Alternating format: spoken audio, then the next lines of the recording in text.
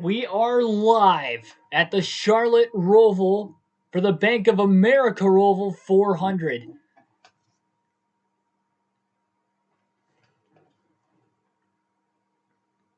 Bright sunny sky set for today's race, 73 degrees, and the winner will take home that trophy right there. This is a track that in NASCAR's short history has put on some really good shows. And I have a feeling that we are going to have another one here today. Like, share, and subscribe for more daily NASCAR content as we're about to get into this race. And the driver who has won here the most is going to be the one that will be starting on the pole.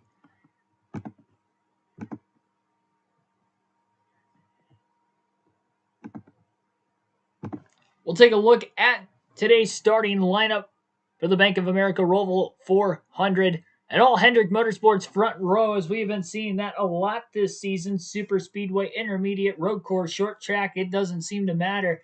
Chase Elliott, though, will be on the pole. William Byron outside pole on the front row.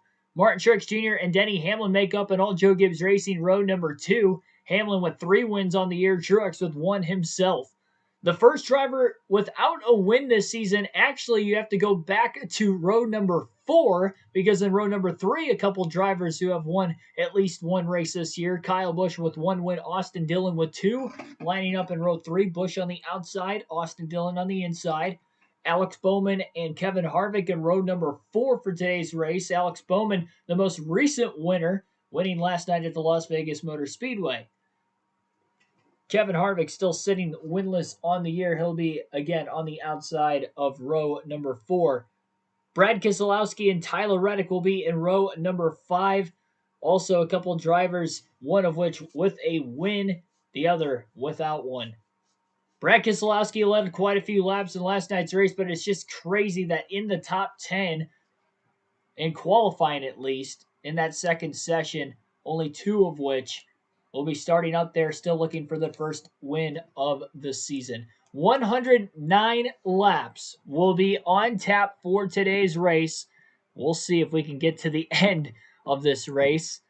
Again, like, share, and subscribe for more daily NASCAR content as we're about to get into this one. Billy Kramer, Ashton G, Sam, Davion West, Mikey Boy, welcome to the stream. Thanks for being the first down in the chat below.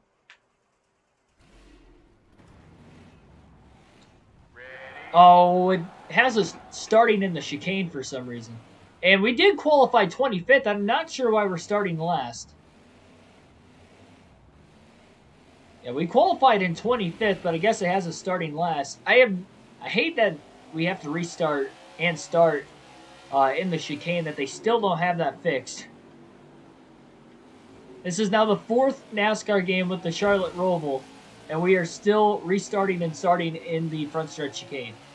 Green flag is in the air, though. Big stack up on lap 1. Austin Cindric gets turned off the front bumper of the 20 of Christopher Bell. As we have some major stack ups at the back of the pack. Now Bell just drills the 36 to David Reagan. Pretty sloppy initial start here. Pass made on a couple drivers this time for Bell. Very narrow in the infield portion of the racetrack. One car almost goes around off the curbing. Bell pounds the outside wall there. He's going to have to be careful, make sure he doesn't blow a tire in the early going of the race.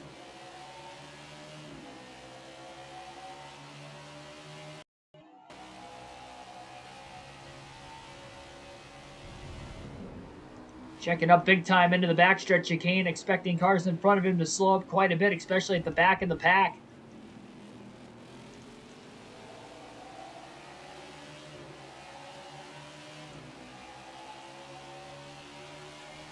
Definitely can't fly through the backstretch chicane like we did in NASCAR Heat 5.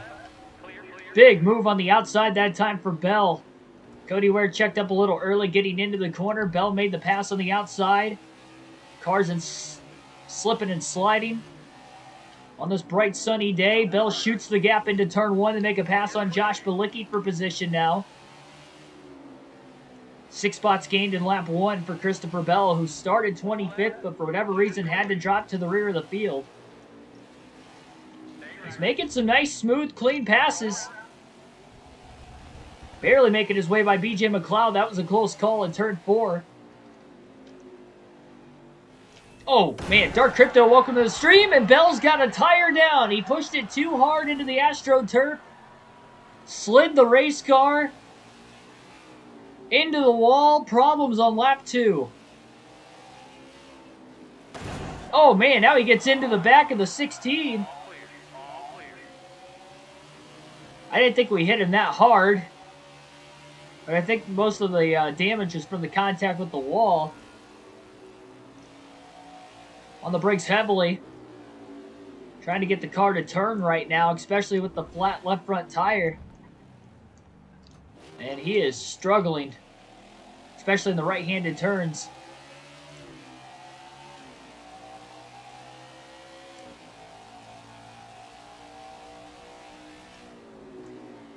An unscheduled stop will already be made for Christopher Bell. And boy, that did not take long. 45 miles an hour is the pit road speed limit. They're going to try to make this pit stop as quick as they can. Not going to repair any damage. Doesn't really seem to work in this game too much. How are the road courses in this game? I like how you asked me that after we have our issues on lap 2.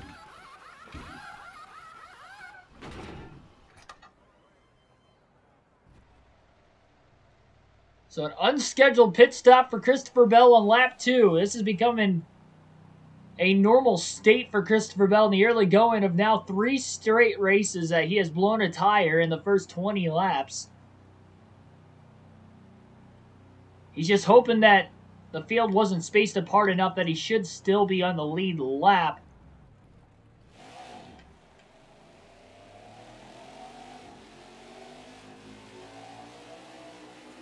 And there's Chase Elliott, the race leader.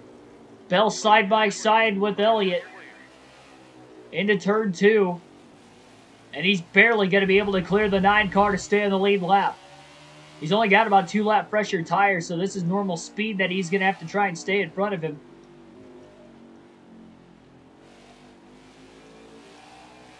So no practice, only qualifying for the race today, and that is costing Christopher Bell. He blew that corner pretty bad.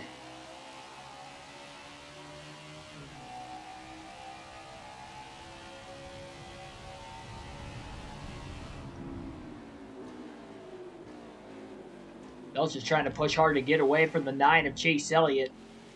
Again, the good news is it was early enough in the run and early enough in the race that he is able to stay on the lead lap. And at least he's got some clean air in front of him right now as well that he can really start to put together consistent laps. Nice to know that the Turtles don't actually throw you as much as they did in Heat 5. Why is the car not turning right now? This is unbelievable. Chase Elliott just ran into the back of the 20 of Bell after Bell pounds it into the outside wall in turn 1.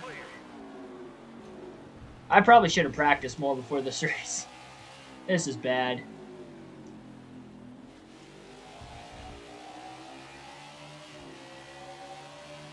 Bell into the wall now in turn 1. He has been in the wall in turn 7. A blown left front and a blown right front tire in the first 4 laps of the race. Elliott's got a massive lead already on William Byron and the rest of the field. Bell cannot even get his car to turn right now. So works his way back up onto the oval. Well, now Bell's a lap down.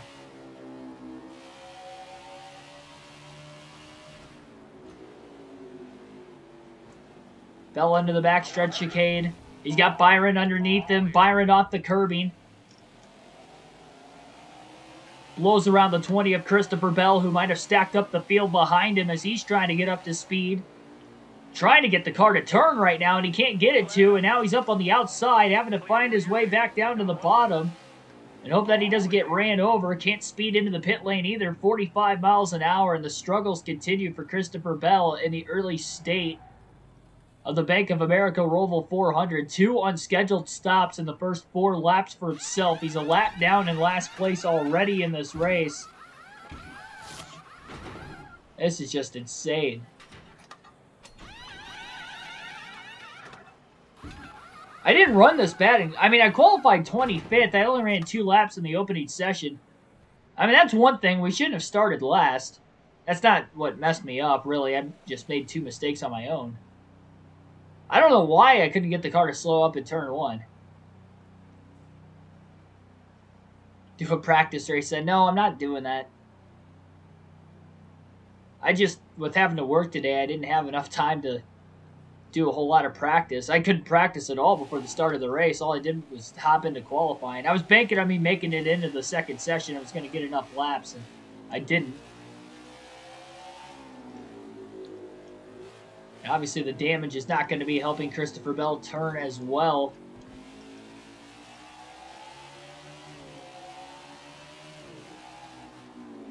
The worst part is, with the road courses, is that he's going to have to make this time up normal. He's going to have to find a way to make up all this time on the racetrack. He is not going to be able to stay out longer than anybody else for the most part. So the AI on the road courses actually pit right at the end of the fuel run. Really any of the 750 tracks, the ovals or the road courses. With the 750 tracks, if they pit... Oh my goodness. I couldn't even see the turn because of the game. Oh my goodness. It looks like there's water on the racetrack. I couldn't even see where I had to brake there because of the track glitching. And the back stretch chicane. Front stretch chicane's alright. That's gonna mess me up. As if we weren't having problems already. I'm not restarting the race though.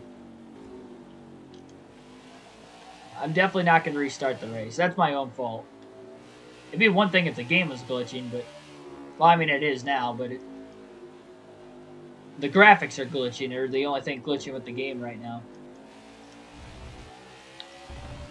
I'm just so used to NASCAR Heat 5 being able to take these corners hotter, and I just can't do it in this game and get away with it. Obviously, that is a big issue at the start of the race for Christopher Bell.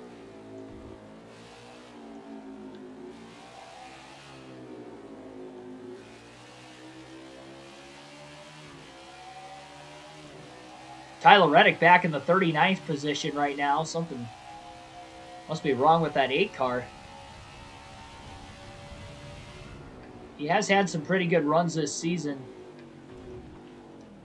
It is so hard to see this corner. Everything is like reflecting. I don't know what exactly it's reflecting because it's not the sky.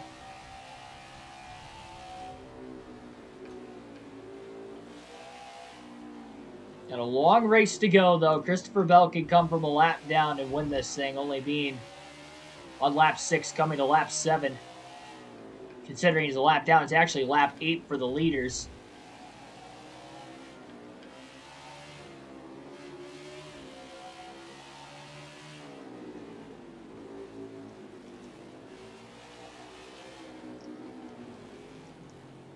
A lot of slipping and sliding going on, even for the AI.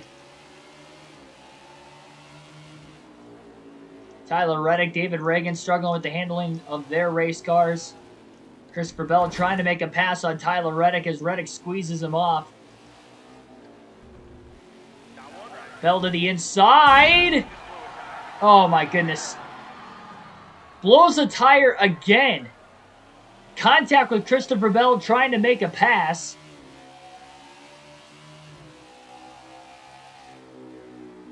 He didn't even hit the wall that hard that time and the tire blew.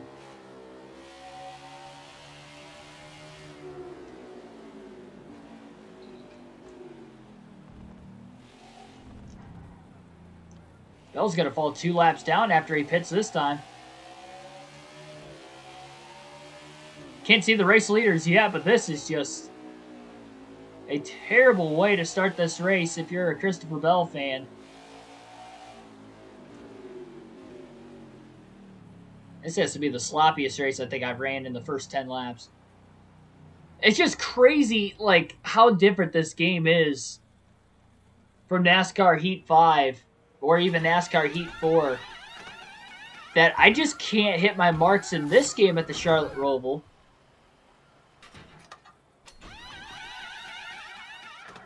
But in the NASCAR Heat games, I very rarely make a mistake in a full race. And we've already cut 3 tires hitting the wall in the first 7 laps. Obviously, it's just pushing the car too hard, but I just don't know the boundaries with this game. And the sad part is we haven't even gotten into a legitimate tire run. This is just bad. I hate how it comes to a complete stop when we exit the pit lane too, but that's the least of the worries right now for Christopher Bell.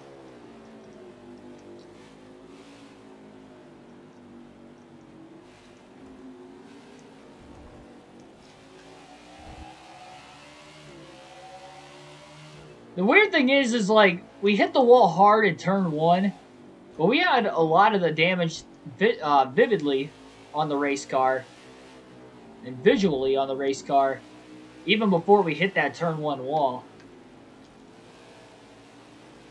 That was a narrow corner to try and make a pass that time for Bell on Blaney. Go-Kart King, welcome to the stream.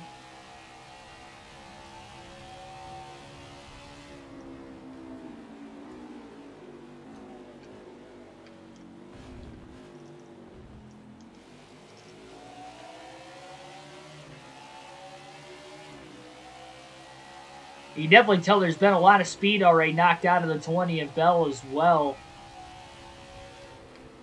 Flies by Ryan Blaney. Okay, maybe not.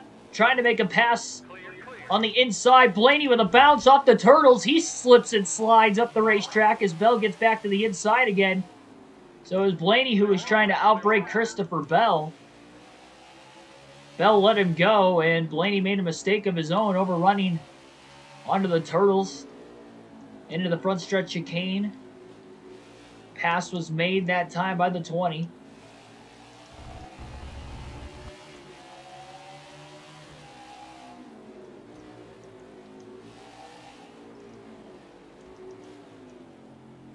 '17 car Chris Buescher in 10th.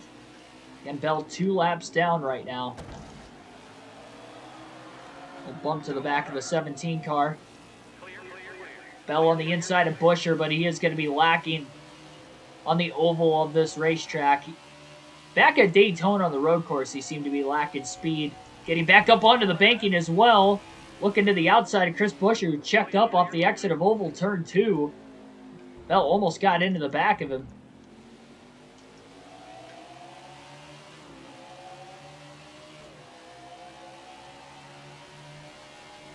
Buescher running a little bit wide. Bell's going to crisscross to his outside now and makes the pass. Bell's definitely able to get away with braking a lot later in the front stretch chicane. It's probably where he's going to gain the most time.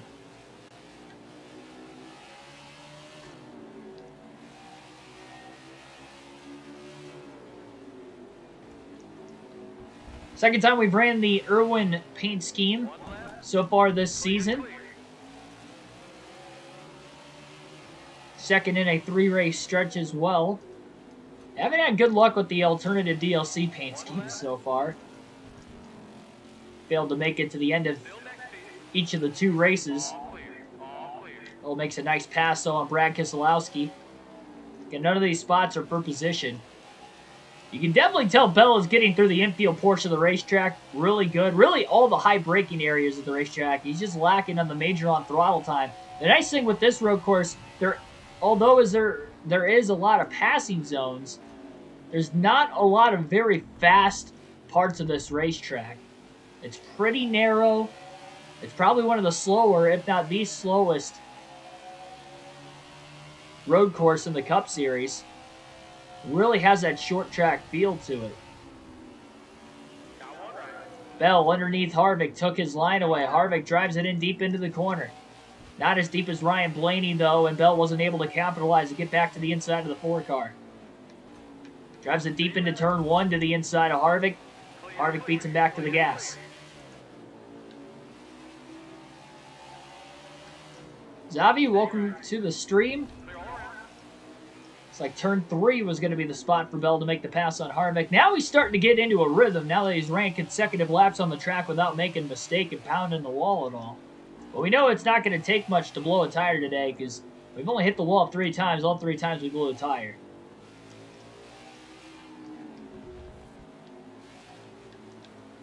Safer barrier area of the racetrack or not.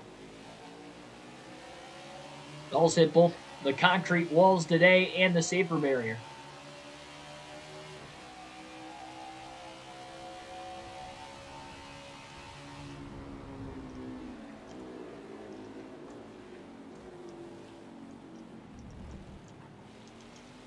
Yeah, I'm not sure what's going on with the backstretch chicane.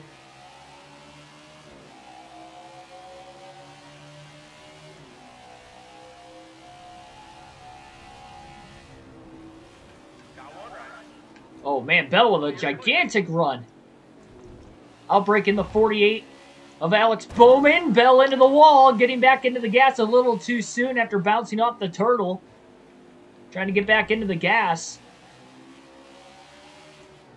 All the mistakes Bell's made so far today. Luckily, that time he hit the wall and didn't blow a tire. Very fortunate. Turn 4 underneath Kyle Busch trying to make a pass. Busch slides on the curbing trying to get back to the throttle. He's in the 6th position right now. Into turn 7. Bell looks to the inside of his teammate.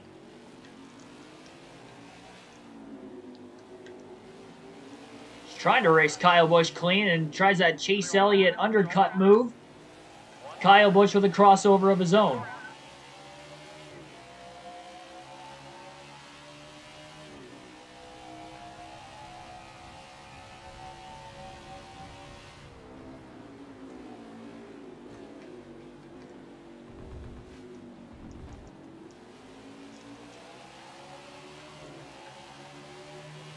Bell should be in prime position to get around Kyle Busch this time. Busch is going to go wide.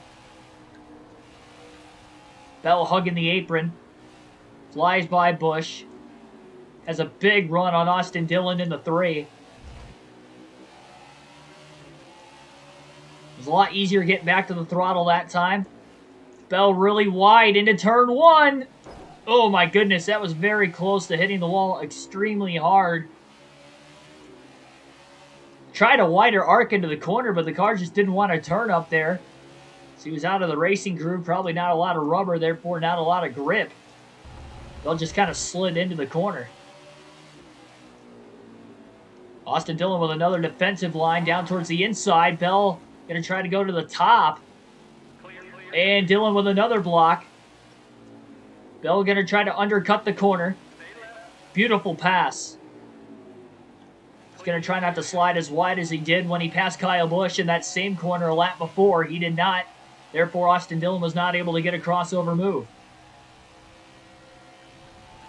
So now that Bell's getting in a rhythm, unfortunately he had a nightmare of a first 7 laps of the race, falling 2 laps down with 3 cut tires already on the race. He's not going to be able to really go off strategy of the leaders. He's just going to have to pit the same time as them.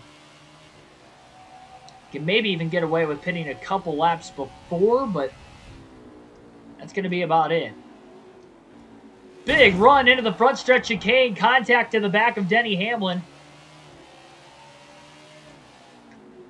Slowing Bell up a little bit. Accidental contact with his teammate. I don't know how Hamlin didn't spin out at all right there. And now he's going to let the 20 by. Bell does have about 7 lap fresher tires too, so that's probably another reason why he is kind of making his way through the field as quickly as he is, despite the damage. The outside of Martin Truex Jr. not going to work there. Great undercut move. Making a beautiful looking pass now underneath the 24 of Byron. simultaneously back to the gas, but Byron has the horsepower. DB Forever 85, welcome to the stream. Remember, Chase Elliott won the last road course race at the Daytona road course. Bell pulls out a line mainly to make a defensive block, perhaps, on his teammate Martin Truex Jr., not so much to pull out a line to make the pass on the 24.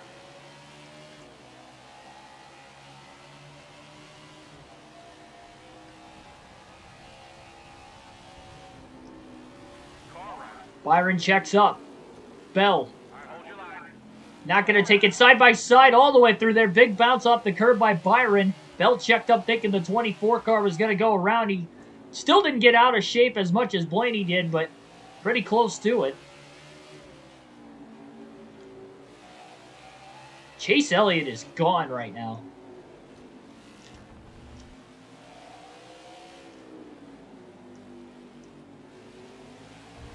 We have not had a caution in each of the first 4 road course races of the season. This is now the 5th road course race of the year. Bell makes the pass there in the short chute. Turns 6 and 7. On the 24 of William Byron. Big bounce off the curb for Bell. Into the wall. And then Byron gets into his left rear as he couldn't check up in time. So I guess that curb of all the curbs is the one that really does throw you. First time we really hit it.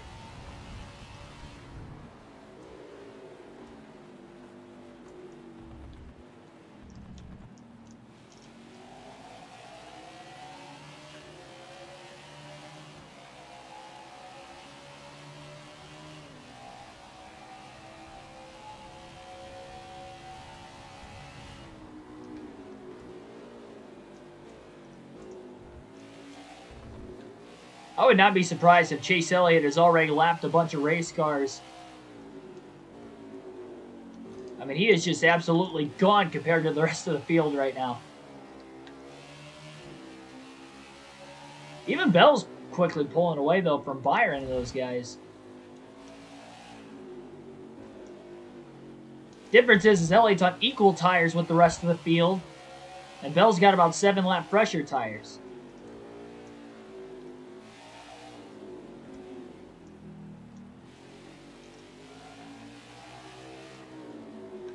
He's made up one of his 2 laps already on everybody except for the race leader, Chase Elliott.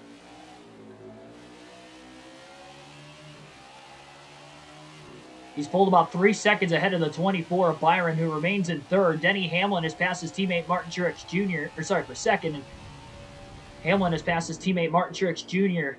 for a spot on the racetrack as well. Really laid into the braking zone that time for Bell.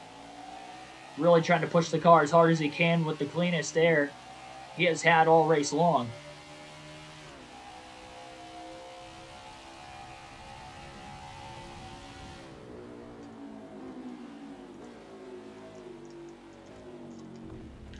Ooh. Luckily, 2 tires up on the curbing. No penalty that time for Bell. He's definitely going to have to start checking up earlier now if these tires are slowly wearing out 10 laps into the run.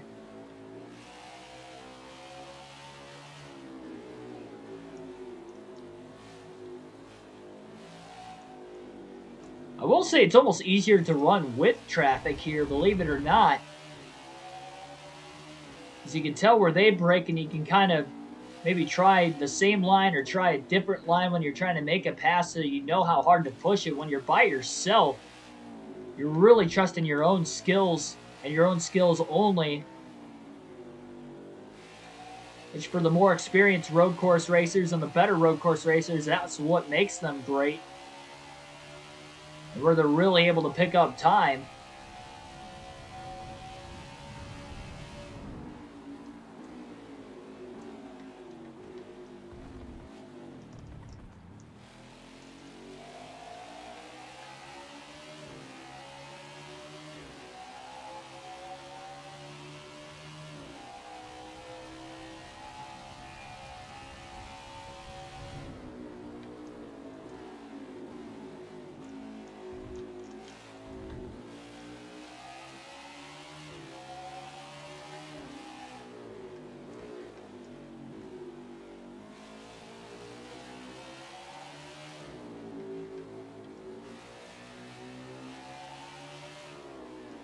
We're going to alternate through the different camera angles for the first time in the race today. When we get back to the start-finish line, it'll be lap number 19, lap 21 really, for race leader Chase Elliott.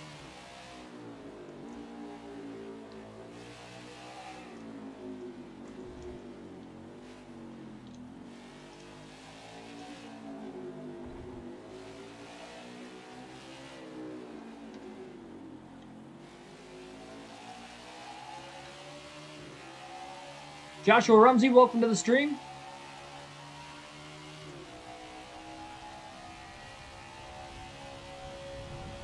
Saw you in the chat, didn't shout you out yet. Really trying to stay focused with this one. It's so difficult to not overstep your corners. As again, we have done 3 times already today, hence the damage and the flat tires. But even with the damage, I think this car's got respectable speed. It's really going to be a tail as he gets 2 tires up on the curbing again. Really slid the car, though, with 2 tires also in the AstroTurf. You catch that, there's no stopping whatsoever.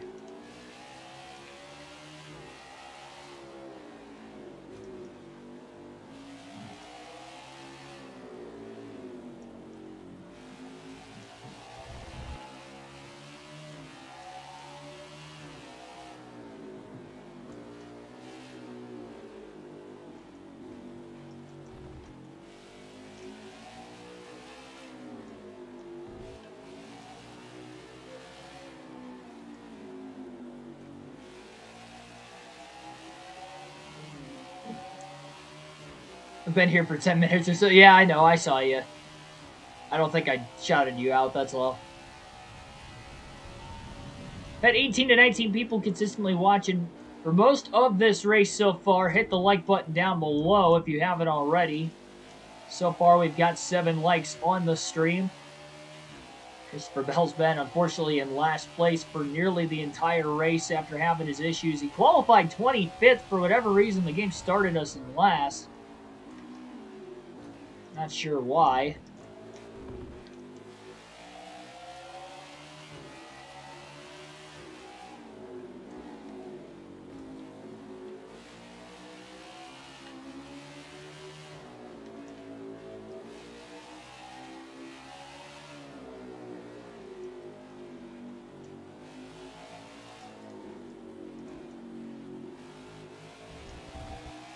Bell still hasn't even caught the end of the lap traffic at all yet either. After breaking away from second on back in the running order. Obviously has not caught Chase Elliott, which we assumed that he was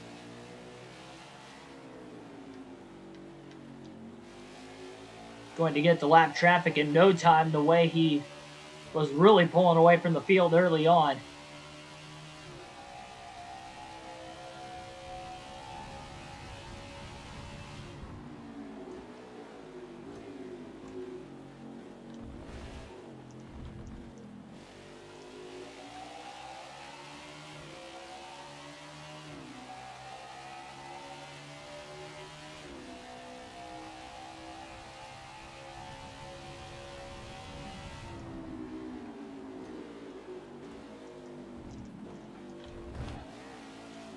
Oh, man.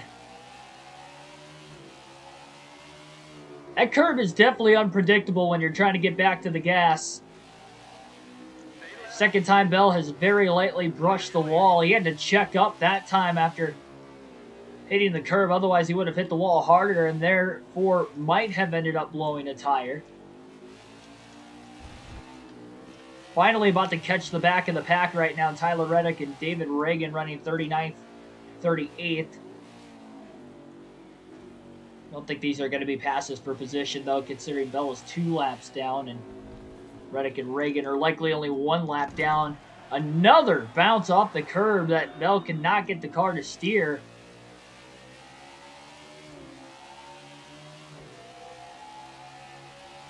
Second time he's been in the wall in that corner now.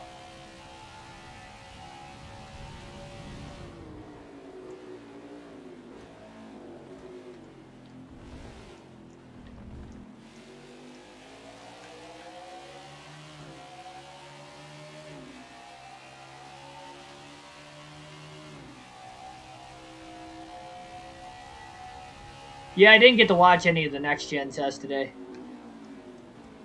Oh, man, big checkup. Look at how quickly Bell closed in the front stretch chicane on Tyler Reddick.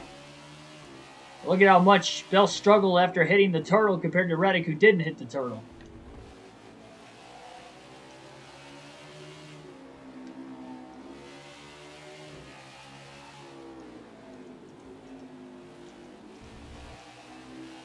All over the 8 of Reddick. Trying to make a nice clean pass in turn 4. Can't complete it. Reddick slides off the curbing.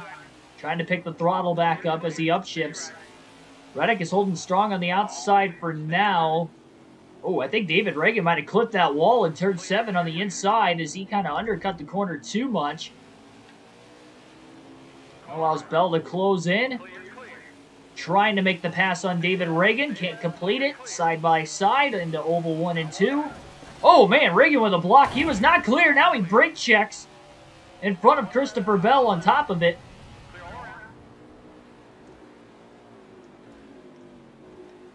I don't know if that was him saying my bad and just letting Bell go or what that was. That was very strange.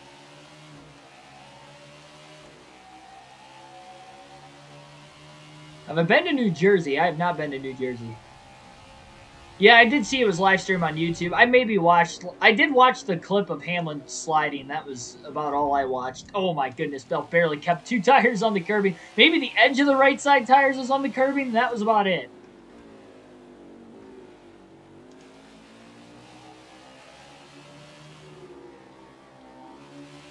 That was as close to what he has been for missing a chicane. I mean, that's one thing he hasn't done yet is missed either the front stretch or the back stretch chicane. Look at how tight the car is getting, though. Pounding the wall again. Again, very fortunate he has not blown a tire for a 4th time already. That's the 3rd time he has hit the wall since coming out of the pits the most recent time.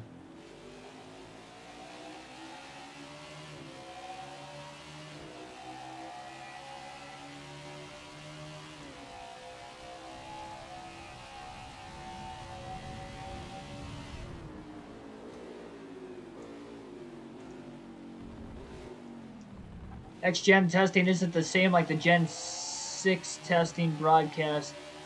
It's super fun. Well, I mean, it wasn't a race. It's a test session. It's not supposed to be that entertaining. Oh, I thought somebody was going to hit the barrier right there. I didn't realize we had cars pitting.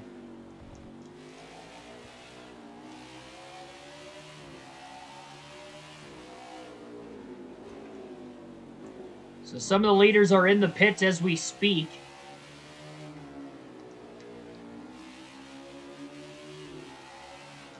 So if they pit about every 25 laps, it's going to be a 4 pit stop race today. For those of the drivers who are out on the racetrack right now.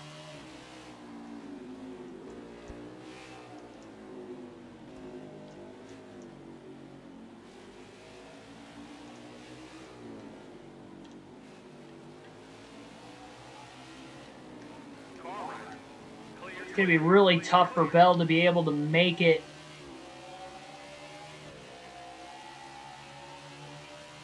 quite a ways further on fuel.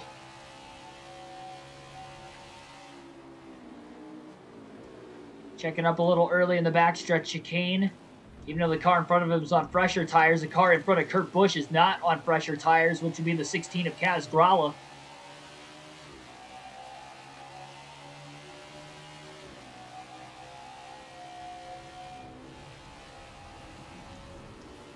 Big run that time for Bell. Pulls past the one who was still slowed up behind the 16.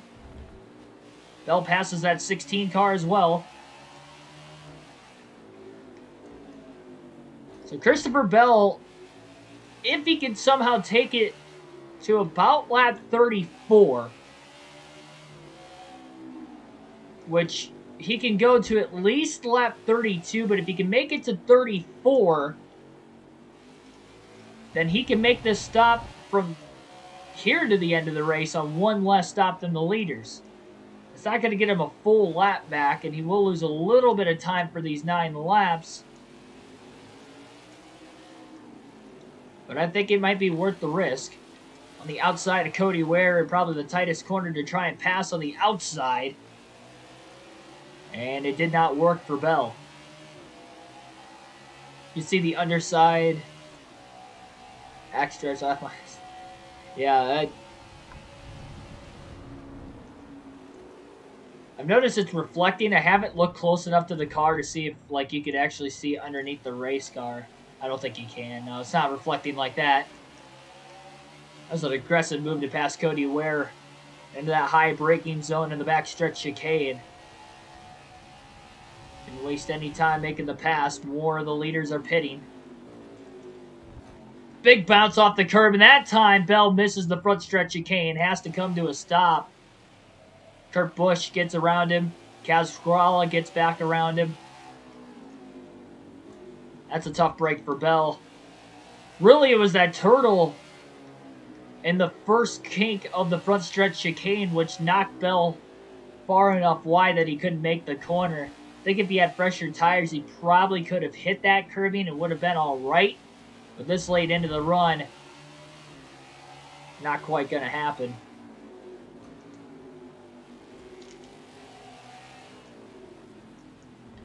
Bell getting pinched off right now by Grala. Looking to make a pass. And does.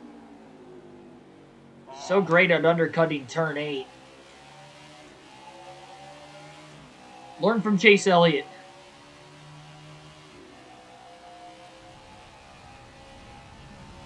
That's probably his best corner on the racetrack.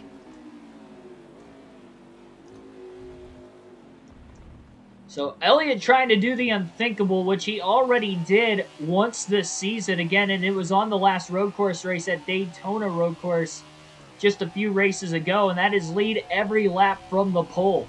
Well, he qualified on the pole. He's leading right now, and I don't think anybody's going to catch him unless he gets into trouble in this race today. Bell's going to try to make it 7 more laps.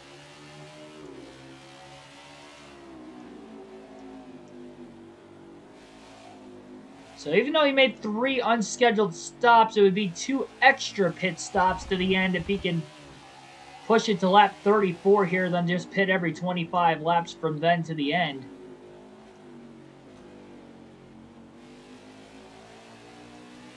Which essentially would only really be pushing at 27 laps for himself on this run. He is up to 39th. There is one car he has passed on the racetrack, though. He still has to make his next pit stop.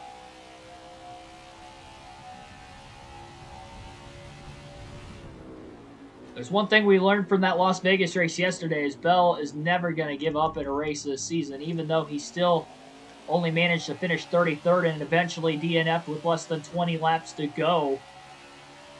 He was trying to fight the odds from a couple laps down early on and was actually able to drive up as far as 19th before ultimately wrecking out of the race. Big close in that front stretch chicane again on Kurt Busch, the car he had passed a couple laps ago, but Busch got back around him after Bell had overran the front stretch chicane. Big dive into turn 1 for Christopher. Can't make his way around Busch, who has those fresher tires, and he's able to really grip up off the exit of the corner. Bell dive bombs into turn 3 and makes the pass. Slides up in front of Kurt. Hits his marks well enough in turn 4 that Kurt couldn't get the crossover, I don't think at least. Bell with the defensive line into turn 5.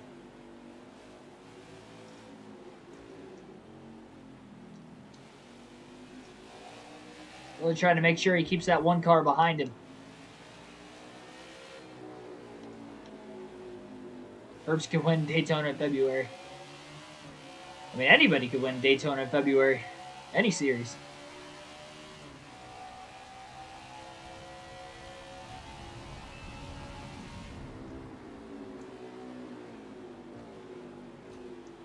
Basically, every car has pits. I'd have to imagine at this point. Ryan Newman in the 25th position.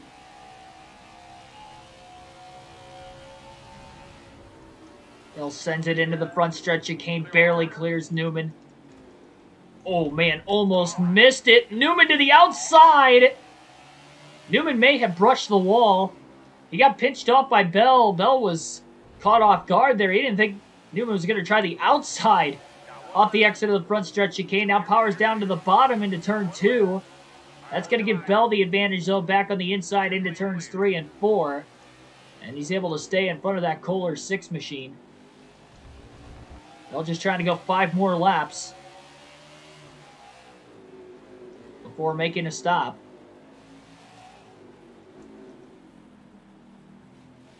Then he'll be able to go to work on 9-lap pressure tires. He's already faster than some of the cars even on Holder tires with this damage that are at least right around 25th. Do I like 5 or 20? I'm guessing you meant 20, 21. I saw you ask that question earlier. I forgot to answer it.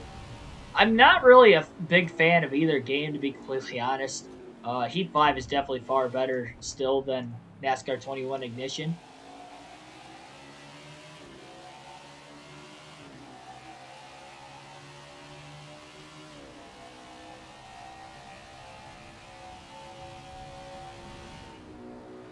But I wouldn't say Heat 5 was a good game.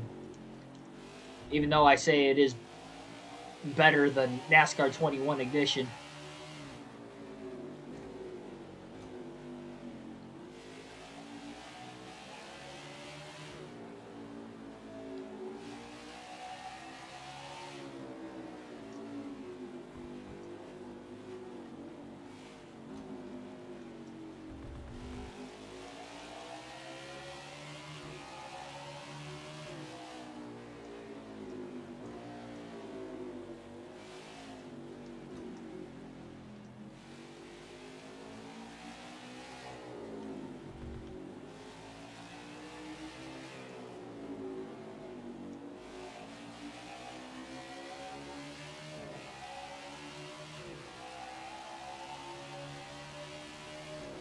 I just realized we never alternated through the different camera angles at all in the race yet. My bad on that. I guess we'll wait till after we pit now. Oh, man, a couple big bounces off the turtles that time. Bell was steady, though, getting back to the gas. Made sure it wasn't going to be too soon. Otherwise, he was going to slam the wall pretty hard there. He could have really had the potential capability of slamming the wall twice. In both turns of the chicane. Soffer, welcome to the stream. Did I get my game fixed? No. No, I did not. I don't have that choice to fix it myself, unfortunately, but otherwise it would have been fixed immediately.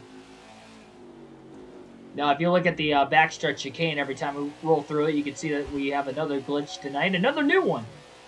The track is reflecting to the sky.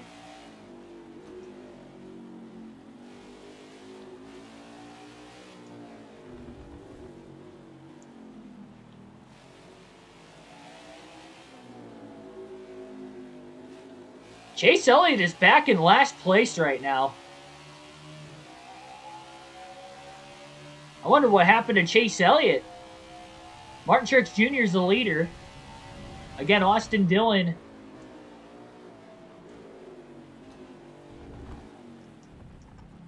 in third.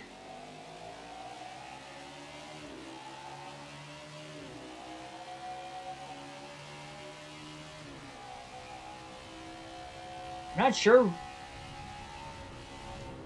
what happened to Elliott. Definitely far and away the favorite in this race today.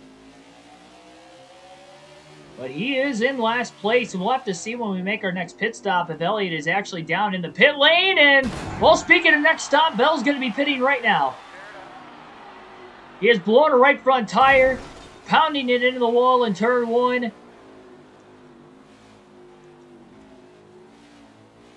The 4th time he has blown a tire today. Now, he is within his window anyway. He would have liked to have taken it a couple laps further. But that just means he'll have to try to take the next run 27 laps. It was a 25-lap run, which is when everybody else was pitting anyway. But he is going to lose a lot of time trying to get this car into the pits. Almost has to come to a complete stop just to get the car to turn. Try not to tear it up too much.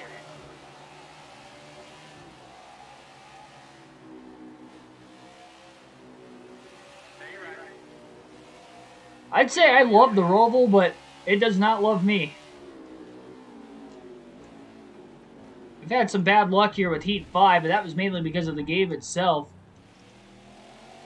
I've just been overdriving the car in this race today.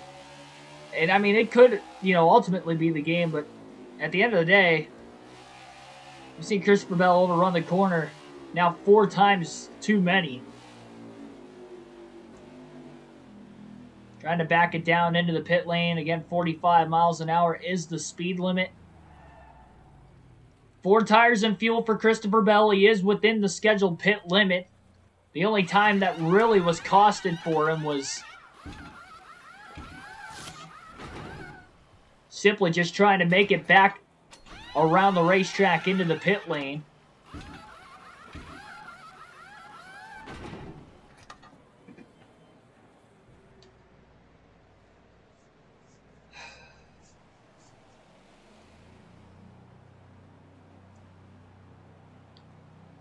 Now the long trip down the pit lane once again for Christopher Bell. There's no sign of Chase Elliott at all in the actual pits, but he is scored in last place. Christopher Bell still in 39th. My guess is something has happened to Chase Elliott. He is done for the day. Bell on pressure tires, looking to go to work. Coming out of the pit lane with Blaney.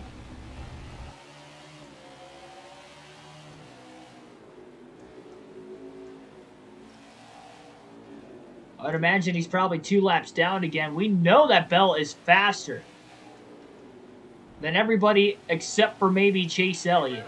Is the only guy you can argue is probably faster than Bell, but Elliott is out of the race. And if Bell could just stop making mistakes, even with the 4 flat tires, he still may have a chance to win. But the later and later we get into this race, and he makes another mistake, it's only hurting his chances. Almost undercut the corner too much there. That was about as big of a hop off the curbing in the backstretch chicane as what we've had all day long. I think he's right back to 2 laps down again, I'd have to imagine, because we just passed David Reagan and wasn't for position. So Bell obviously lost enough time with that flat tire and probably just being on the older tires in general that he is right back to being 2 laps down once again.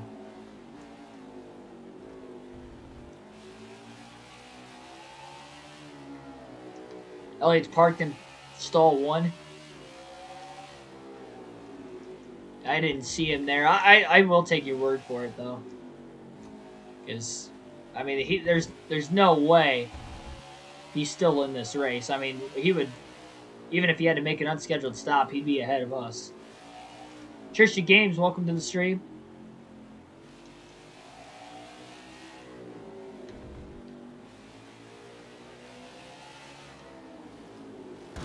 Oh, man. Bell clipping the left rear of Joey Logano.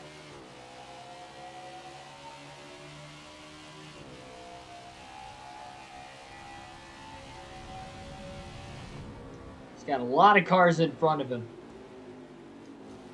Closes the gap into that backstretch chicane on these fresher tires on the 22 car.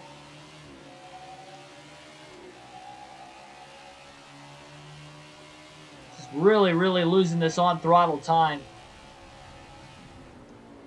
Makes the dive bomb move under Logano. Oh, man, coming in hot. Did a great job keeping it off the 4 car of Kevin Harvick. I don't know how they got through there side by side, but they did. Harvick with a defensive line into turn 1. Bell gets into the left rear corner panel. The 4 knocked him up into the wall. So Harvick got loose, picking the throttle back up after the contact to that left rear corner panel. Oh, practically just moved him out of the way.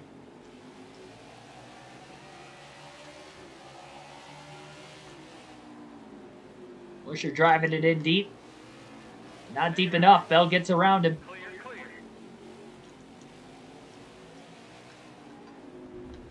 Get about 7 lap pressure tires for Christopher Bell.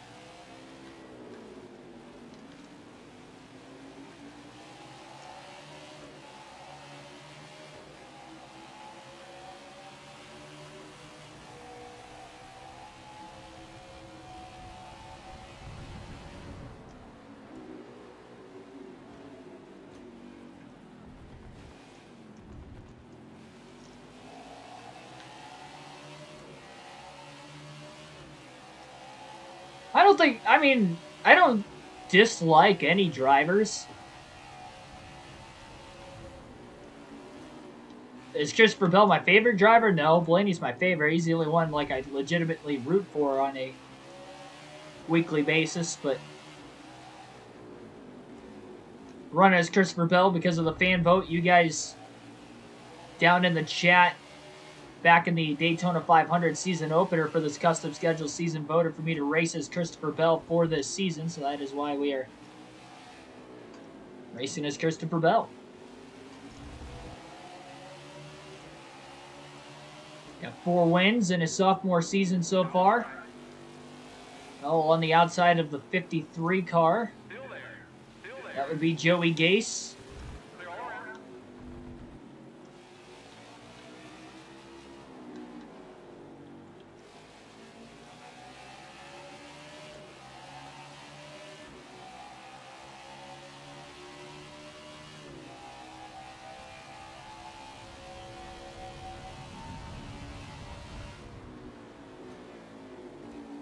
Crazy how late into the braking zone Bell goes on these pressure tires.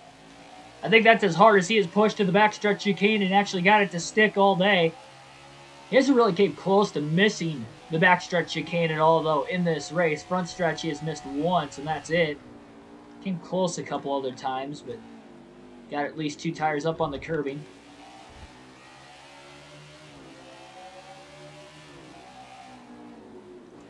Down into turn 1. Bell going to outbrake the 52 car in front of him.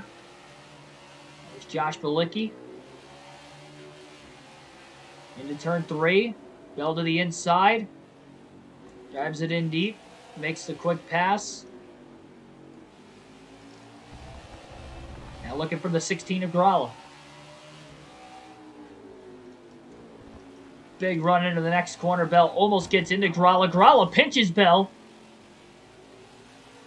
Bell definitely made a later dive into the corner. Gralla didn't expect him to be there, and that's why Bell had gotten pinched off. Nothing intentional there out of the 16 of Gralla.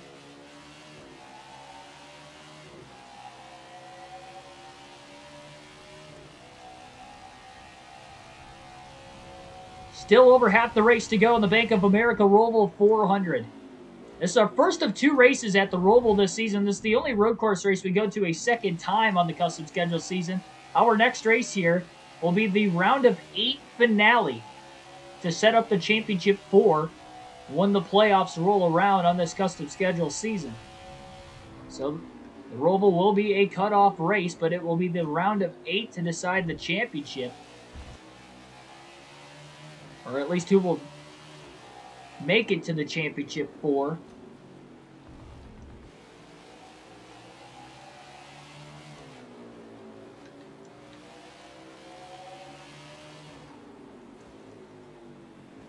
Oh, Bell really flatlined that corner to try and make the pass on the 78 of McLeod. Still side by side, though, with the 78 car as McLeod was able to cross Bell back over to the inside. Bell hangs on the top, and he's able to arc the corner off in turn 7.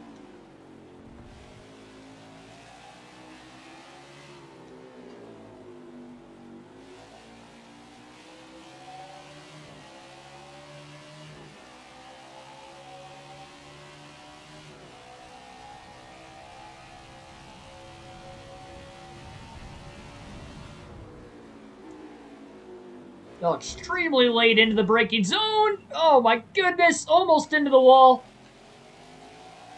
Pushed it a little bit too hard that time.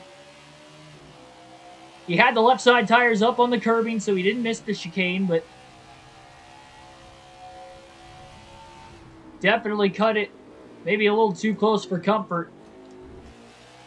He was very close to blowing that left front tire if he would have gotten into the wall at that speed, at that angle.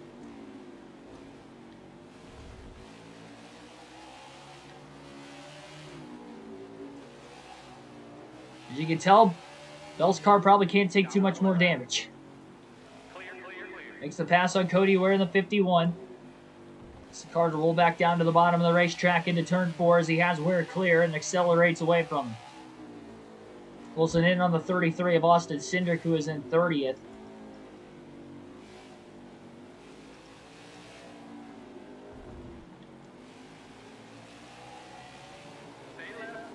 Oh, Bell into the side of Austin Cindric.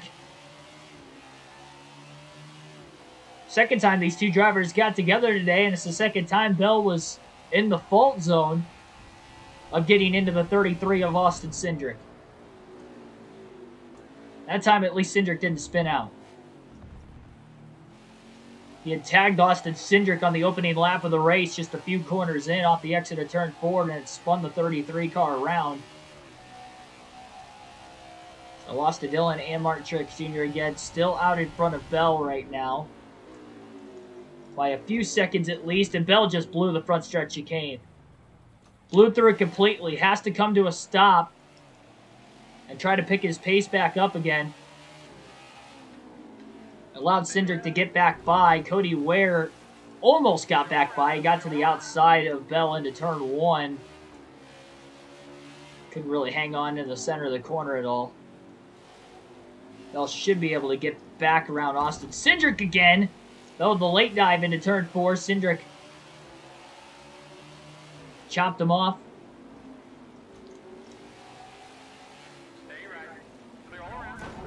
Ooh, overruns turn 7, barely kept it off the 33 car though. Even with overrunning the corner. Still makes the pass. Cindric might have let him go again.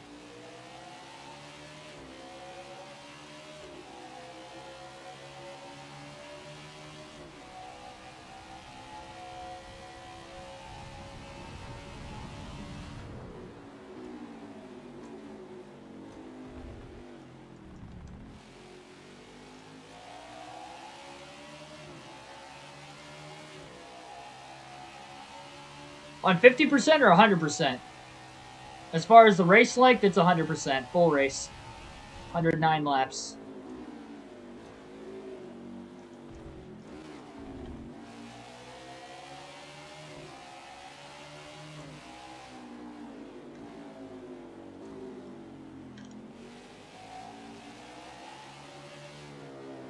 They'll have to lock the brakes up in turn 1 that time. He almost slid the tires again. He's already crammed into the turn 1 wall twice, blowing a tire today. About made it a third.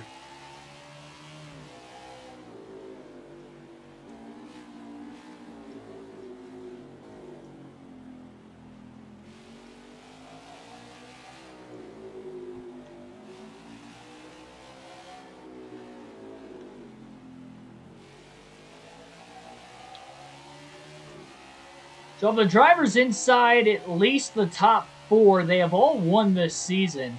Actually, the top 6 have all won this year. You got to go back to Kevin Harvick at 7th place to find the first driver without a win.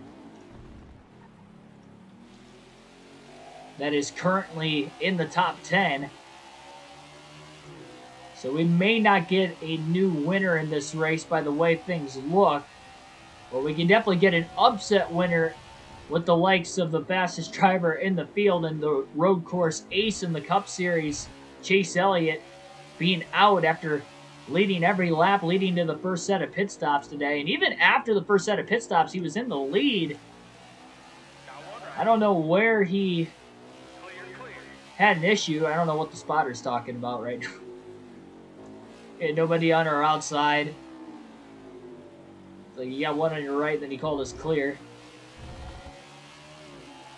See, there's quite a ways between not only a car in front of Bell, but a car behind him as well.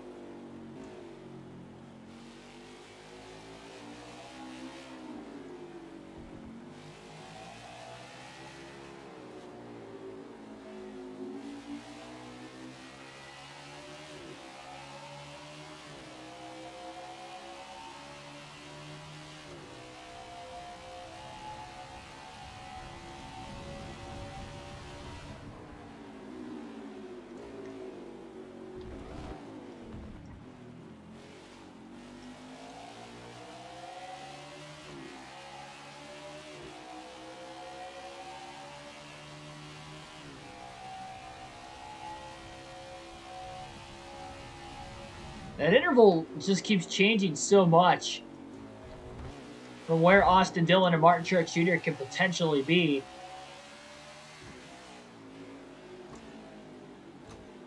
We'll alternate through the different camera angles for the first time in the race today.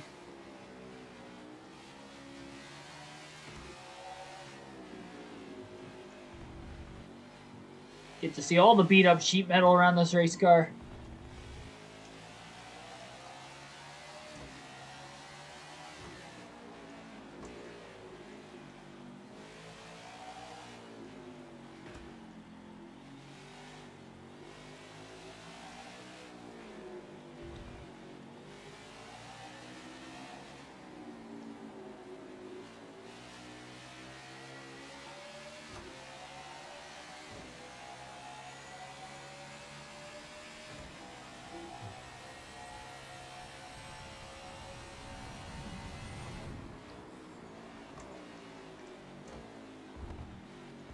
Oh my goodness, couple gigantic bounces. Well, he was pushing it pretty hard. And into the wall again goes Christopher Bell. He has blown a left front tire. At least he doesn't have a long way to go to get the car into the pits. That has to have cost him any sort of shot of winning this race that he had. She didn't have much of a shot anyway, but whatever little hope there was at lap 43, Bell has pretty much ended it. He didn't miss the chicane, but he carried a lot of speed in there. He was flirting with the wall really a handful of laps before that. And that time the bounce off the curb was just too much to slow the car down. As hard as he was braking into that zone.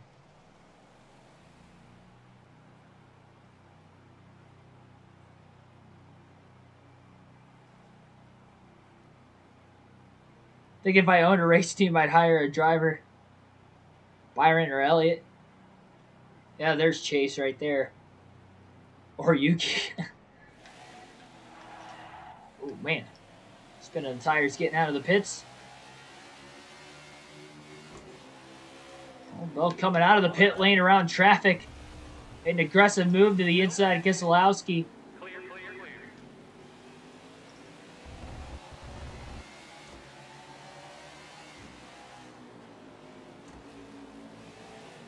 Bell short pitting on the rest of the field. On the outside of Ricky Stenhouse Jr. Big bounce off the curb. He does have Stenhouse cleared, though, by the time he moved up.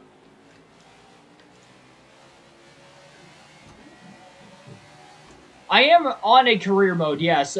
This isn't the career mode itself, but we are 3 races into the career mode. I've recorded the next race at Las Vegas already. That will be up on the channel this weekend. And I should record Phoenix tomorrow for the 5th race of the year as well. So there is a career mode on the channel. And we are 3 races into it so far.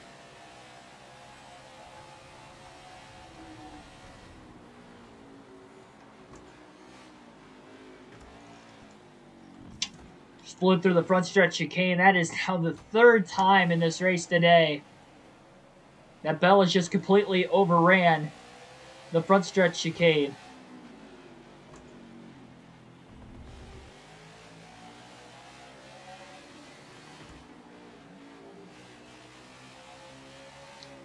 The unfortunate time with blowing that tire the last time is that now Bell is in a situation where he could potentially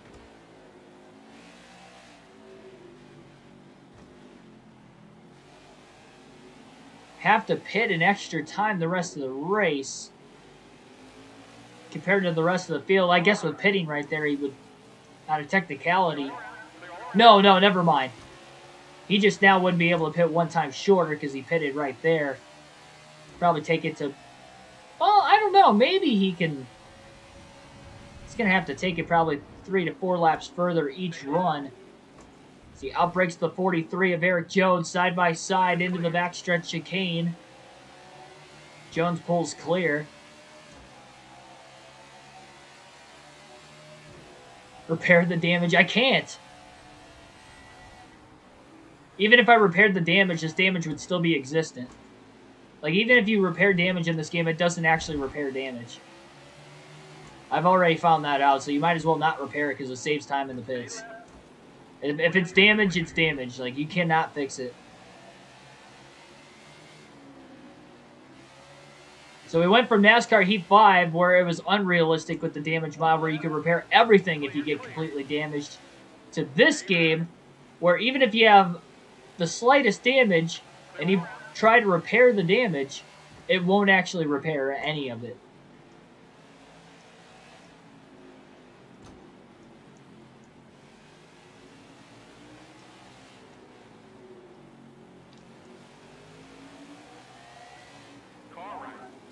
Getting a good look at the damage on the front of the race car, though. Yeah, I didn't trust the spotter there. He said clear, and Stenhouse was still there. Now Stenhouse backs off and lets Bell go.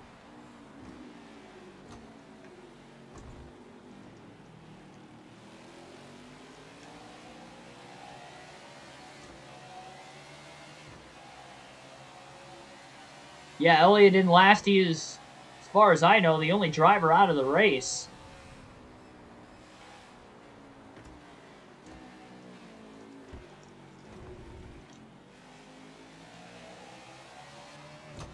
Oh, I am not doing that. Oh, my goodness. I mean, you can't even see from those camera angles. I could not see where I was going at all.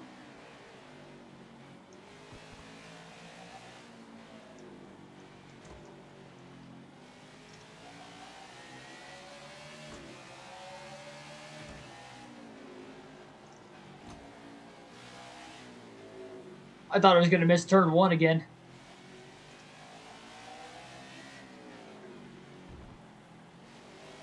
R6, welcome to the stream.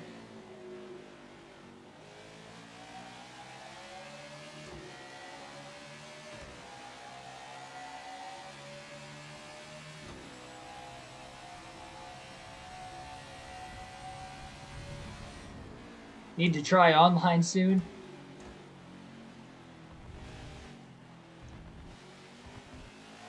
How many of you guys down in the chat have NASCAR 21 Ignition right now?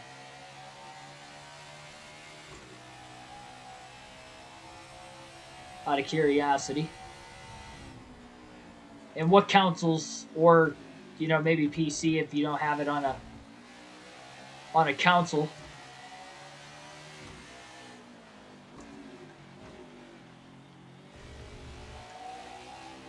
Go back to the far chase cam.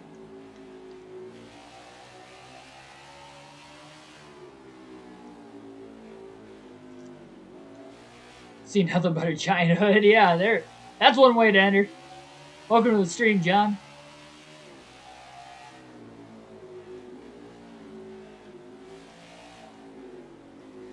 Yeah, by the sounds of it, it seemed like most of you guys had it.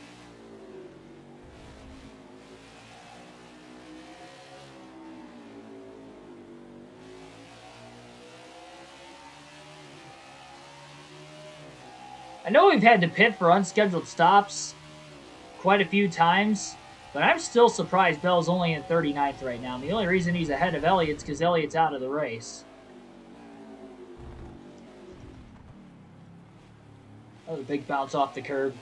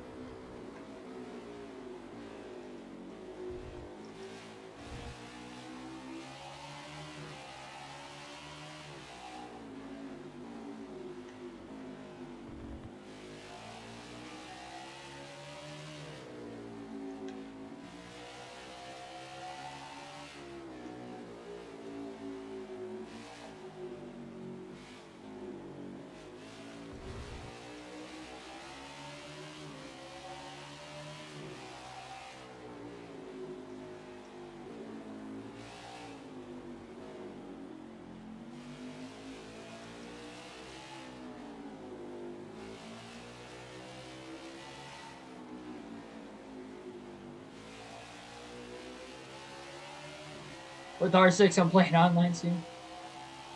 Yeah, it's really weird how online's set up. The worst part is like the odds of us actually getting in the same lobby seem pretty slim by the looks of it.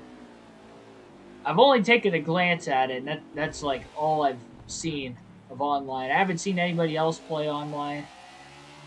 I don't really watch any other NASCAR video game YouTubers enough to see if any of them have really tried online. I know there's some out there that have probably tried. Oh, we got a crash on the front stretch.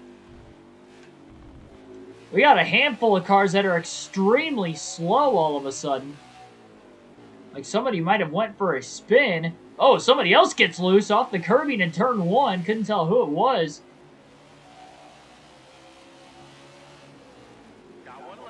William Byron's in the mess of all of this. Running in 4th, so is Kevin Harvick in 3rd.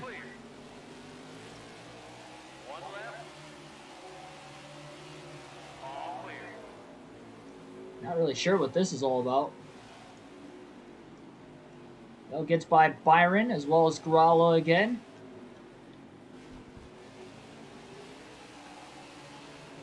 Uses the Rick Ware car as a pick to get by Harvick. Really used up the 52, excuse me. Josh Bilicki.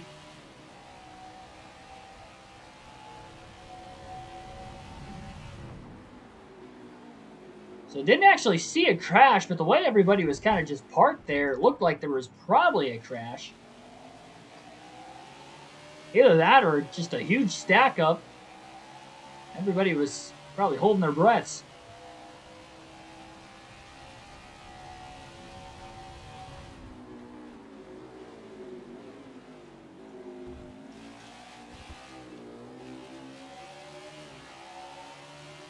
"50 laps complete today at the Charlotte Roval. Christopher Bell's anywhere from 2 to 3 laps down, likely. I believe Martin Truex Jr. was actually in the pit lane that time, so Bell should be 2 laps down, if I'm not mistaken. Really trying to make this race on 2 more stops. Even if he doesn't blow another tire, it's going to be tough. Sends it underneath Kurt Busch, makes a pass.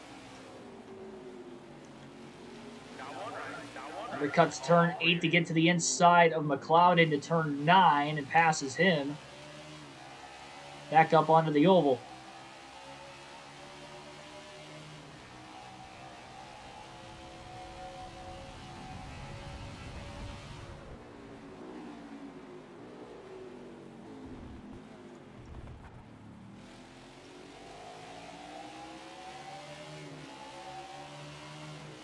I mean, we can attempt to do online pretty quick.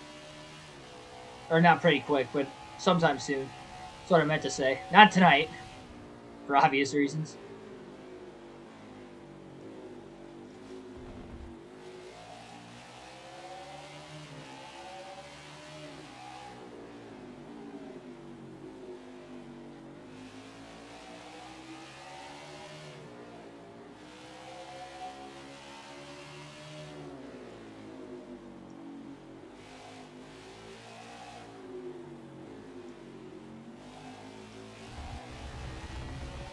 It's hard to believe we're only about halfway through this race.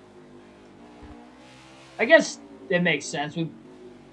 Actually, this race, all things considered, with it being caution-free to this point,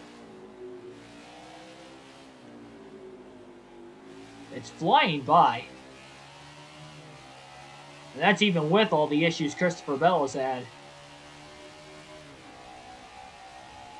Started the race about an hour and 10 to an hour 15 minutes ago.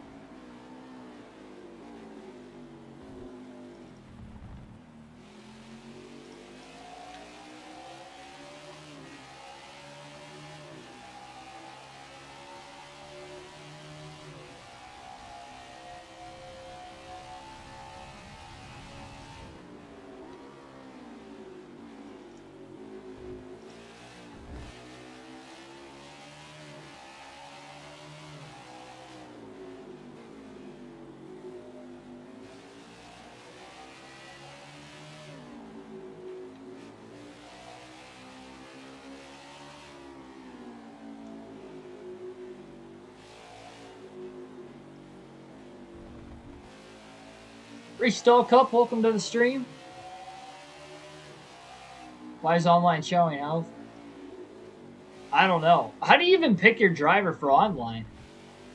Is it just whoever you have in the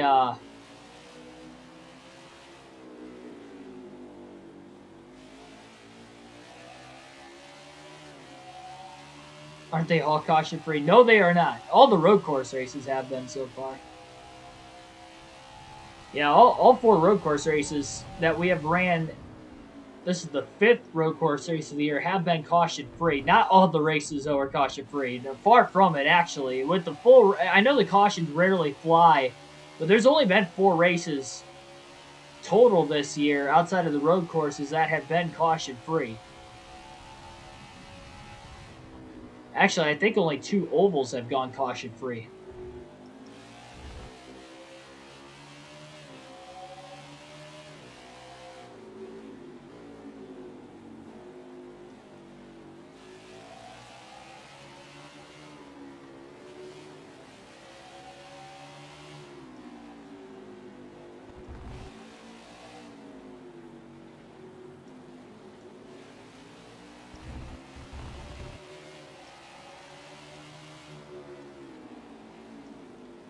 Still been having a lot of the lap cars pit.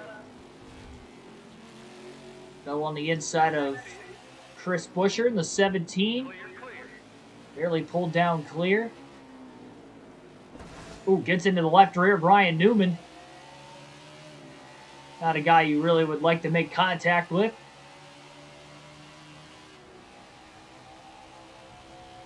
That really just kind of launched the 6 car further out ahead of him. I don't know if it really launched Newman that far or if Bell just got checked up that much. Newman probably on a little bit fresher tires as well, doesn't help. Change drivers online by pressing square. Oh, that's weird. I had no clue.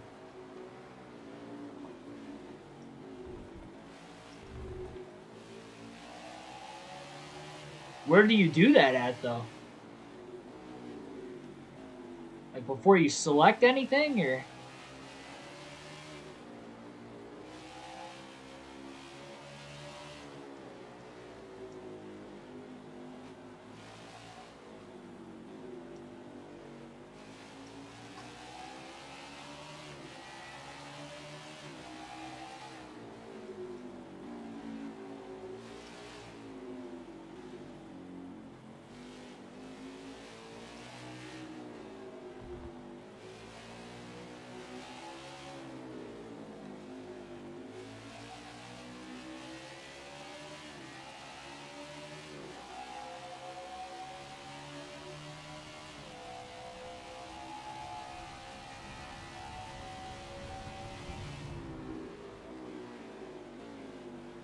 Yeah, I have no clue how to, like, deal with settings or anything like that, too, in the online lobbies. I'll just have to figure it out the first time I go to do it.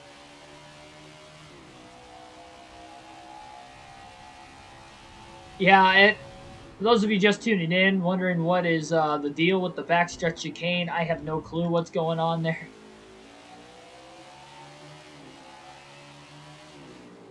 Christopher Bell's gained a couple more positions, up to 37.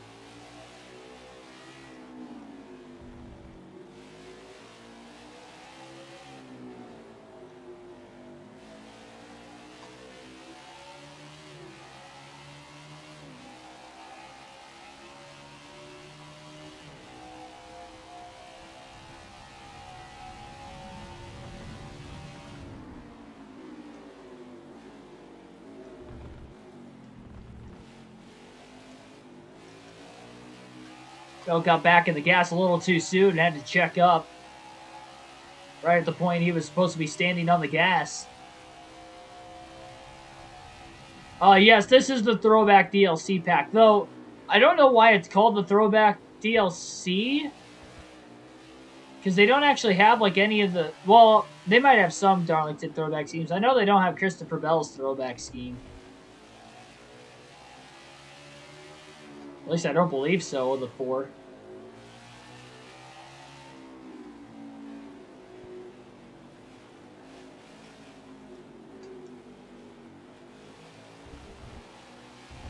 Off the top of my head, I can't even really remember what Christopher Bell ran for a throwback this season. Oh, man. Crushing the right rear corner panel of Anthony Alfredo. Little boot to the back of the 38. That time it was maybe a little bit more intentional.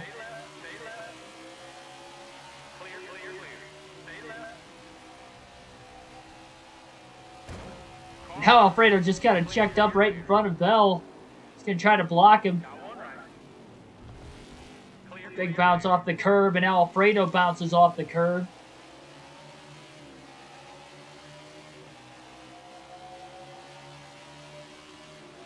Just subscribed, hey, thanks, man. Thanks for subbing. Yeah, definitely like, share, and subscribe if you haven't already. For more daily NASCAR content. I don't know how Bell kept it off the wall that time, but a little squirrely getting back onto the throttle. Dangerous Turtles here at the Charlotte Roval. We'll say they're not as dangerous as NASCAR Heat 5, which is actually quite surprising considering that there's some other road courses in this game, like the Daytona road course, where they're extremely dangerous.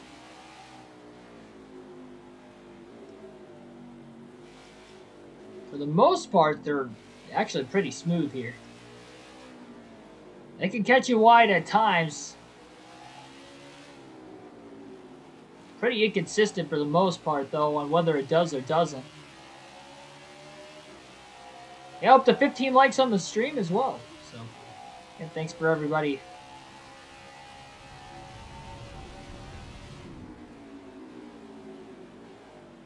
Again, most importantly, just sticking it out here and watching this race. Even with Christopher Bell running in the 36th position.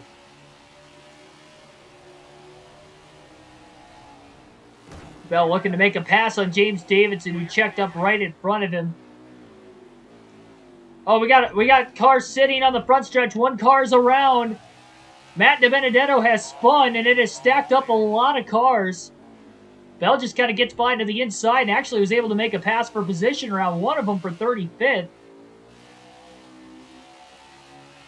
So that is now nearly the second crash we've seen in the front stretch chicane today. This one was legitimately a crash, though. Matt DiBenedetto had spun, and he was parked in front of a lot of cars. Bell's got a lot of clean air around him all of a sudden now.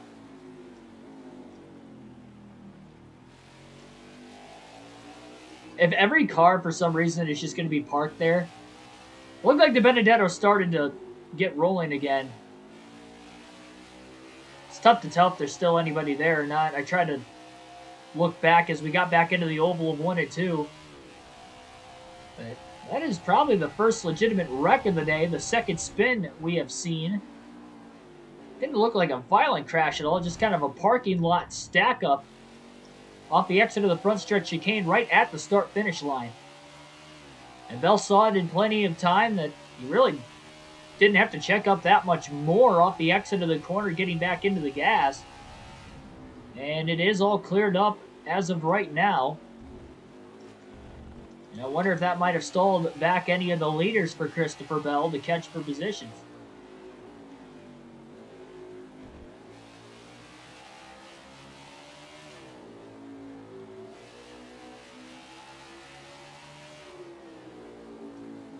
Trying to make it as close to lap 75 as possible so he can hopefully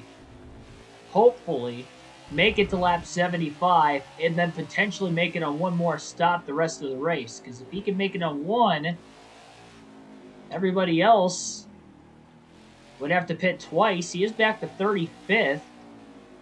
Just trying to get the best position possible at this point. for the regular season point standings. Again, every spot in the top 10 at the end of the regular season get paid in playoff points. 1 point per position. Unless you're the regular season champ, then you get 15 playoff points. 9 for second, 8 for third, all the way back to 1 point for 10th. Kaz Grala should be for position ahead of Bell in 34th as well.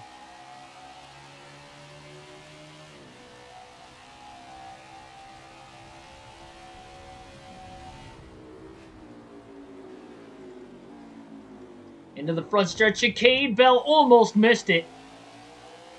Almost missed the front stretch chicane.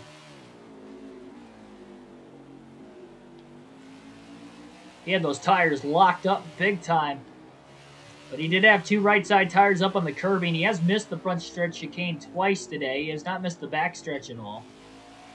Though he did put it in the wall in the back stretch chicane, blowing a tire once.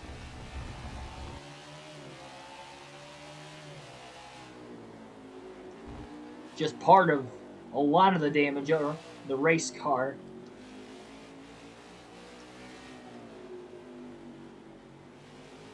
Bell closes in on Kaz Grala, looking to make a pass. In turn 9, a little contact. Really aggressive. Not wasting any time at all trying to get around the 16 car. He's going to try to outbrake him into the backstretch chicane. Oh, he's going to blow it this time. He just blew right through the backstretch chicane, and he's going to have to come to a stop. He just passed Grala for position, but he's going to have to come to a stop. He's going to wait until the front stretch chicane to do it. Well, I just talked about we haven't missed the backstretch chicane yet today, and we just missed it right there.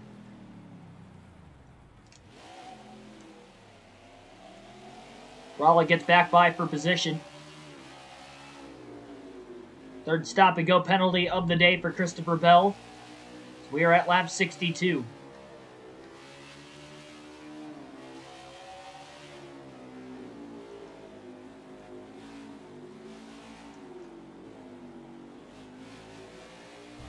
Bell should be able to get back to Grala at least this lap.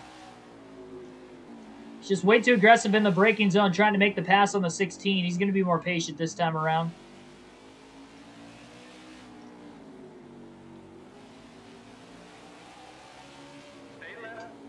Again, flags are on, so I don't know why on any road course in this game it doesn't actually give you a penalty for cutting the course. So that's why I penalize myself, rightfully so, doing those stop-and-go penalties. Bell closes on Grala again into the backstretch chicane, but this time he's going to wait to the front stretch chicane to actually make the pass.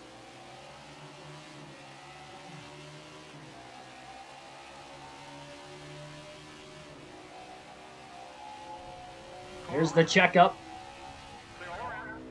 Bell hooks the inside. He passes a 16. Bounce off the curb, and he just missed the chicane again. That time on the front stretch. Comes to a stop in turn 1, gets going.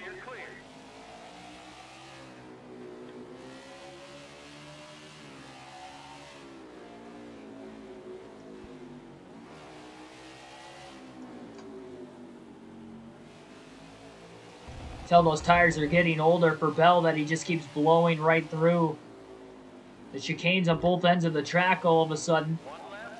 Again, looking to pass Grala and hopefully not have to give it back up this time.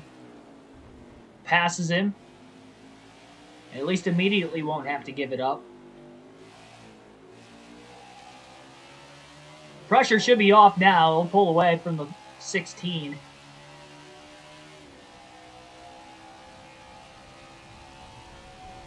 All right, you're going to be going on a cruise pretty soon. That's pretty cool.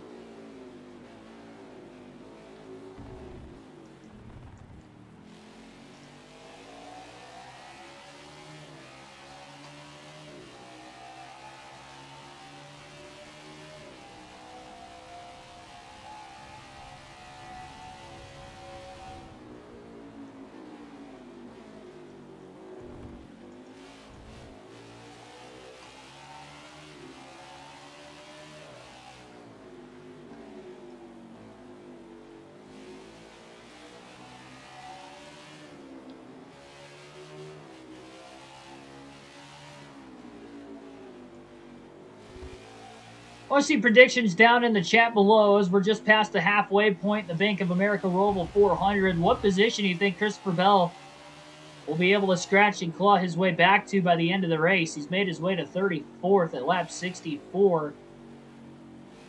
It's nice to see he's actually starting to gain positions. He's on older tires as we speak as well. But he is definitely still faster than a fair amount of cars on this racetrack. Not all of them, though, even with the damage.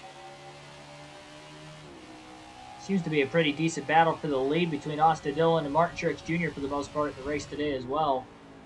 The big decision maker of how many spots Bell's going to be able to really gain is if he's going to be able to pit one time to the end versus the rest of the field having to pit twice.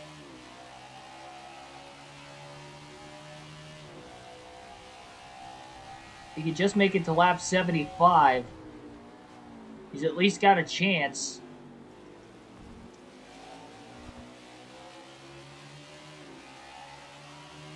I just realized this could be the first tire stint of the race. We might not blow a tire in the middle of the run.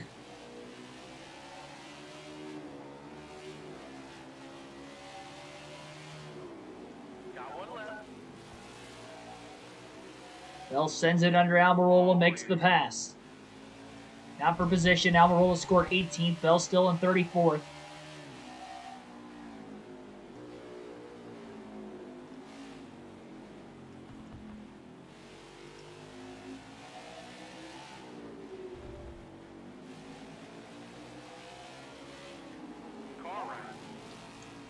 Almost got into Bubba Wallace.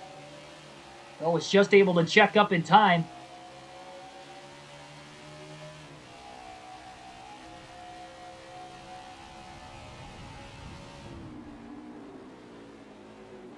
Tell you what, we get some more spins in the front stretch chicane. Only seen 2 today, but if we get some more, we can maybe gain some spots that way too. That's how Bell gained 1 position at least. Josh Bilicki in 33rd will be for position as well. Bell kind of touched the brakes a little bit early that time. Able to drive it in a little bit deeper. Passing Bubba Wallace. The reason he tapped the brakes is so he didn't run into the back of the 23 car who checked up off of the oval turn 4 earlier into the braking zone to the front stretch. Josh Bilicki in 33rd again will be the position for Bell. It'll be even quicker when he pits, though next time he pits he's going to be pitting around the same time as everybody else. He's got enough speed. He's not really racing the leaders at this point because shot at the wind is out the window. Unless he somehow gets back in the lead lap, which I don't even think is possible anymore considering that we're at least 2 laps down, if not 3 laps down right now.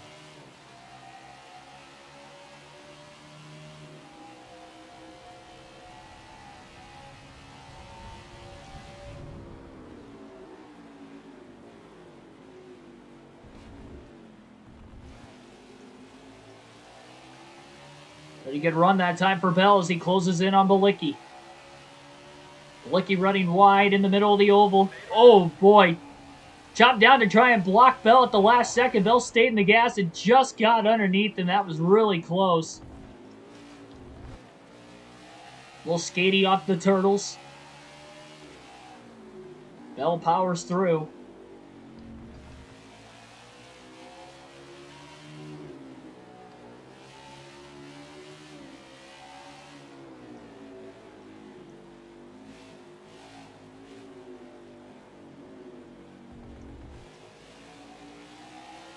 Next race of the custom schedule season is set for tomorrow night at 6 p.m. Eastern Standard Time for the Quaker State 400 at Atlanta. It's going to be interesting, though, if we can actually get that race in. And the only reason I say that, especially to its fullest, is because there's a speed glitch at Atlanta. So kind of like Daytona under the lights, there's a speed glitch at Atlanta, but it doesn't matter which race you run.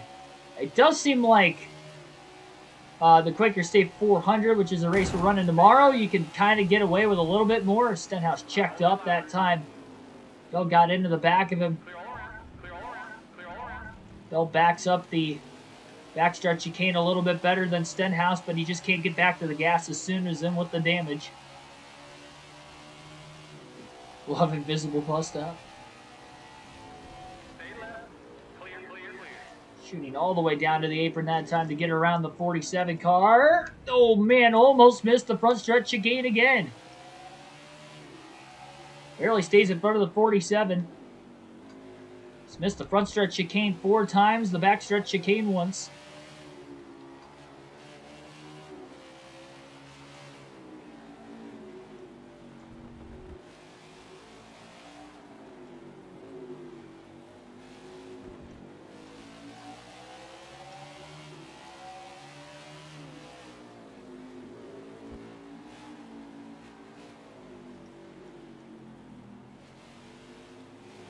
DB Forever says 17th. Oh, Michael McDowell almost gets completely turned by the 20 of Christopher Bell. Bell just completely drilled the left rear corner panel of McDowell.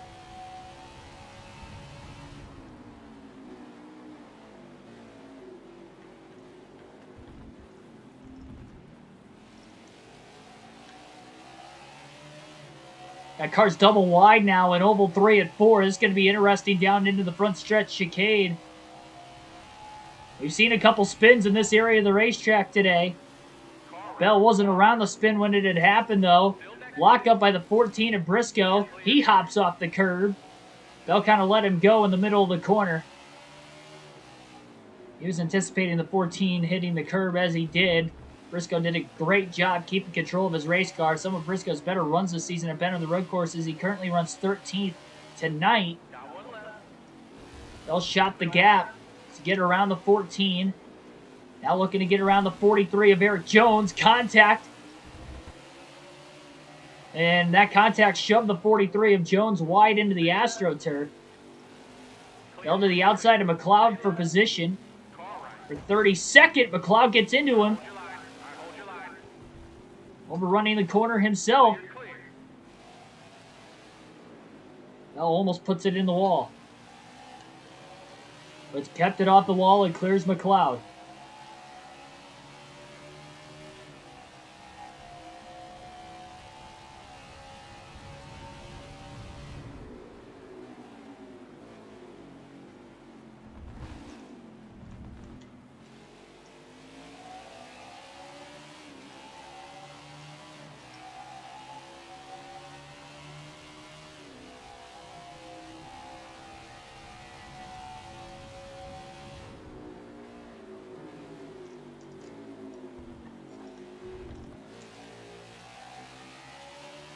Lap 70.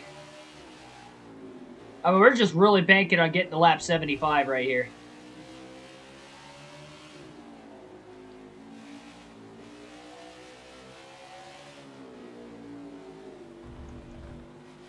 If we were to split it in half, we'd actually have to go to about lap 76, lap 77. To split it in half from when we pit last, which was at lap 43.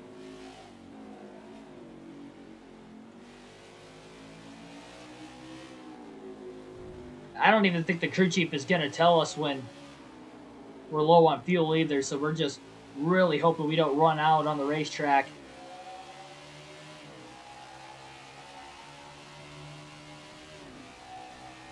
Earl Arnold Jr., welcome to the stream. Manual gear? No, this is automatic again. One of these days I'll trust myself with manual transmission in this game. Right now I don't.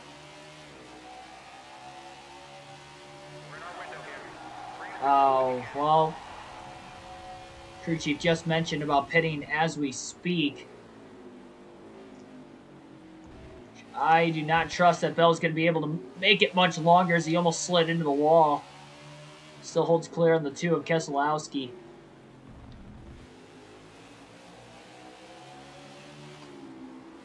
This is an extremely tough circumstance for Christopher Bell.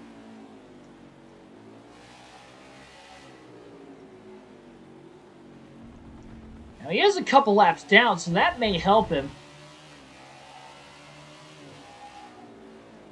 couple laps down, so if he pits at about lap 73 and finishes 2 down, then he should make it to the end of the race. The problem is he's got the speed to get a lap back, and honestly, it looks like he makes a little contact with the 24 of Byron. Knocked him up out of the way. Truex is being held up by the 42 of Ross Chastain, who's in 31st. That would be another pass for position for Bell. Truex thought about making the pass in the backstretch. Chicane couldn't get around him. Does seem like Truex has pulled away from Austin Dillon quite a bit compared to the last time we saw these guys. But on speed, I think Bell should be able to finish 1 lap down at least.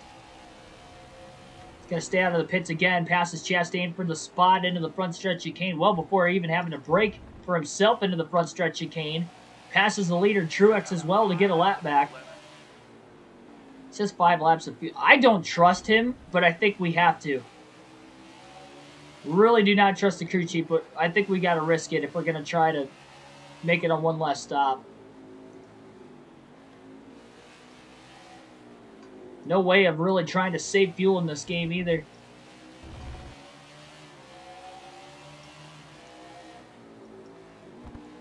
Austin Cindric for position. Couple run-ins between Bell and Cindric in the race already today. I say though, even on older tires right now, Bell is running some super clean laps. Cody Ware for position, only a couple seconds ahead of Cindric as well. Oh, Cindric's out of gas, or Bell's out of gas, excuse me. See, the spotter said 5 laps left for fuel. Last time we hit the line, I knew we couldn't trust him because Bell is out of fuel as we speak. And he is not going to be able to make it back to the pit lane, and that is going to end his race. He pushed it too far.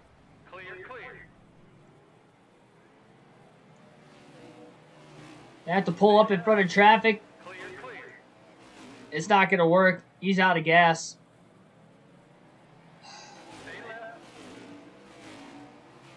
Bell needed to make it about 1 more lap to at least have a chance to be able to make it on fuel in the next run, and that's what he was trying to do, and he was about a full lap shy, and he is just completely out of fuel. And that is going to end his race.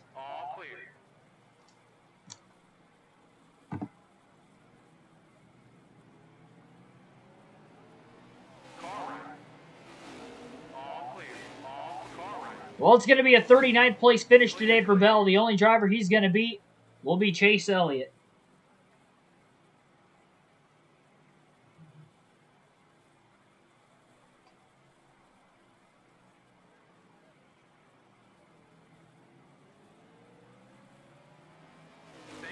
Yeah, this happened to us at Coda earlier this season.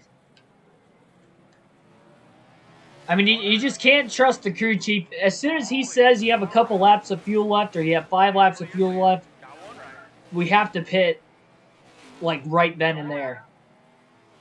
Because you can maybe make it a lap. Like we made it 1 lap after he said something, and that's it. Coda, we didn't even make it a full lap after he said something.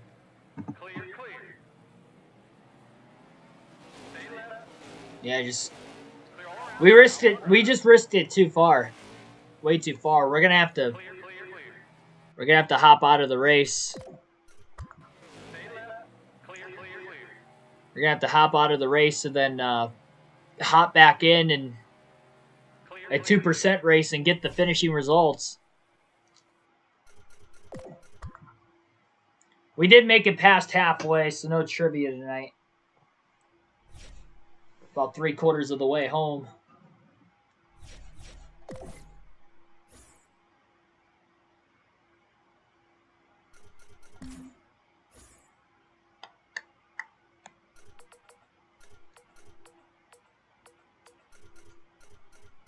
So it'll be 39th for Bell and a 40th last place finish for Chase Elliott in the 9.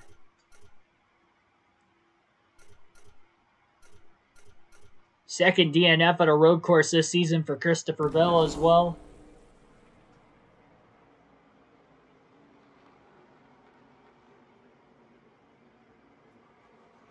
That's unfortunate because it looked like we were gaining spots. We were up to 31st. 30th, actually. We were up to 30th. Right when we ran out of gas. And Cody Ware was like right in front of us for position 2. Couldn't even coast it back to the pit lane.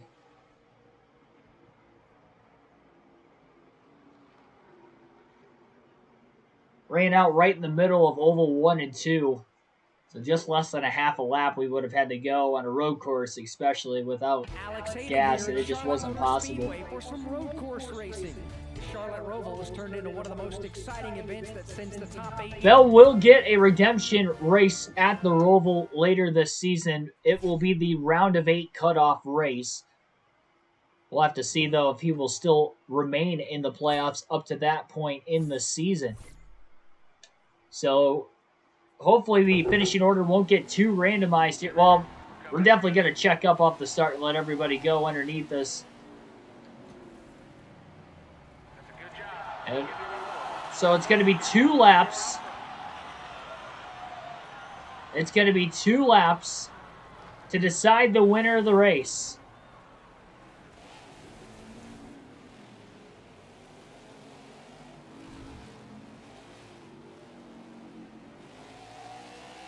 No matter where Chase Elliott finishes, he will finish last. And Bell will finish 39th.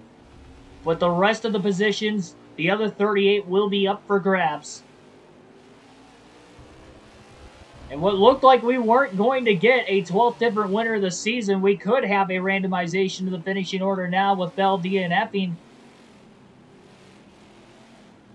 We'll see. That's the 3rd straight DNF for Bell, and all 3 of them have been within the last 25% of the race, roughly. They're almost 75% of the way home this time.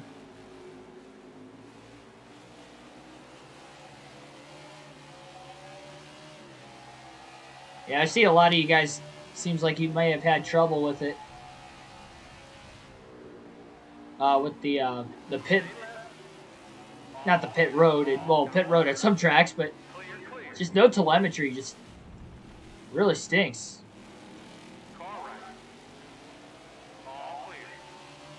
It is the final lap. And the winless streak for Christopher Bell will continue. All 4 of those wins came in the first 12 races of the year. And the green flag flies tomorrow. It is going to be an 8-race stretch without a win for Bell. Which he's only in his sophomore season, but when you consider my skill level with NASCAR video games, that's pretty shocking, considering that we have good equipment. Definitely something we are not used to.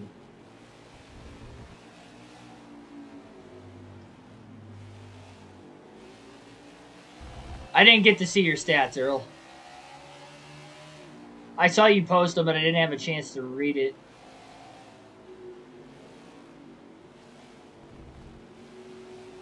It's been hard to look at the chat tonight, so sorry if I'm not as communicative as I typically am. We missed our marks a lot in this race as it is. I tried to be as focused as I could still, and I'm still making mistakes. The mistakes itself ultimately didn't really cost us because, we only pushed it on fuel because of making mistakes earlier at the flat tire and trying to make it up by pitting 1 stop less, and we just couldn't do it. So about 30 laps is as far as you can run at the Roval. Actually, well, it was 72. We made it about 28 and a half laps. So I'm just going to say, to be safe, 27 laps is as much as you can make it on fuel at the Roval. Well, there it is. Checkered flag in the air. There's Bell with a 39th place finish in today's race. And we get to take a look at the finishing results. Gonna have to take a picture. The finishing results for when I go to do the point standings. So Chase Elliott scored 29th on here. He will be scored last. Everybody behind him will get scored ahead.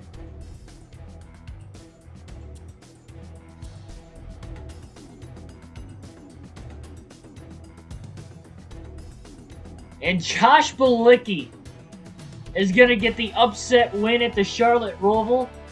The second Rick Ware Racing car to win on a road course this season, due to the randomization of the finishing order. Just like at Coda, another race where Bell ran out of fuel, the only other race that, in fact, Bell ran out of fuel, and it happened to be on a road course.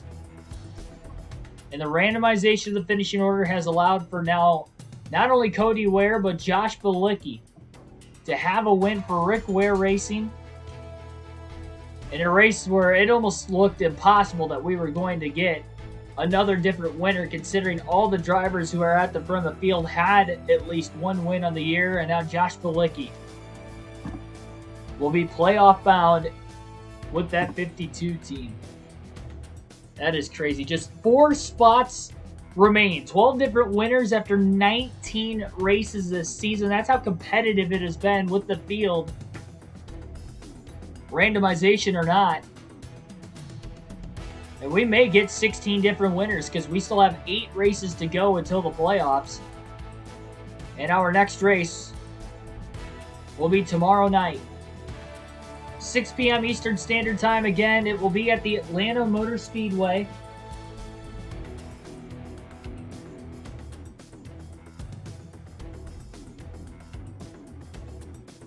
So it'll be at the Atlanta Motor Speedway for the Quaker State 400.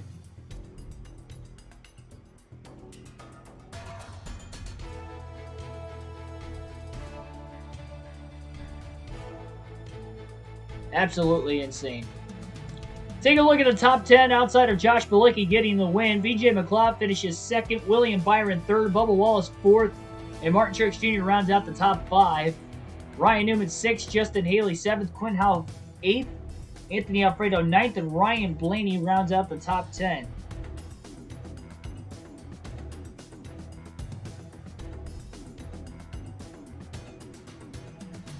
And that is going to end this one again here at the Charlotte Roval. I just for whatever reason we were in the garage. I guess that's where you go after the race if you don't win. If you win, you go to victory lane. But again, like, share, and subscribe for more daily NASCAR content. I just hit the like button there. That runs us to 20 likes on the stream so far tonight. We ran at the back.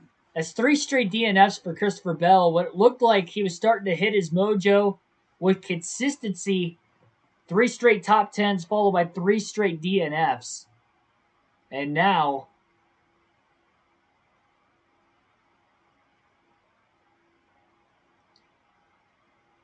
we just got to try to find our footing. The mile and a halves have been the Achilles heel for this 20 team all season long. And we have another one, but that is also a chance to hopefully rewrite the wrongs that have been made not only entirely this season, but again, especially in the mile and a halves. I've had a lot of them in the second half of the regular season, so hopefully they can find some consistent speed. But we'll see. Quinn Houff needs to make the playoffs. He's going to have to win. I can tell you right now he's not going to make it on points. But Josh Bilicki, Cody Ware won with randomization of the finishing order, so I'm not ruling it out.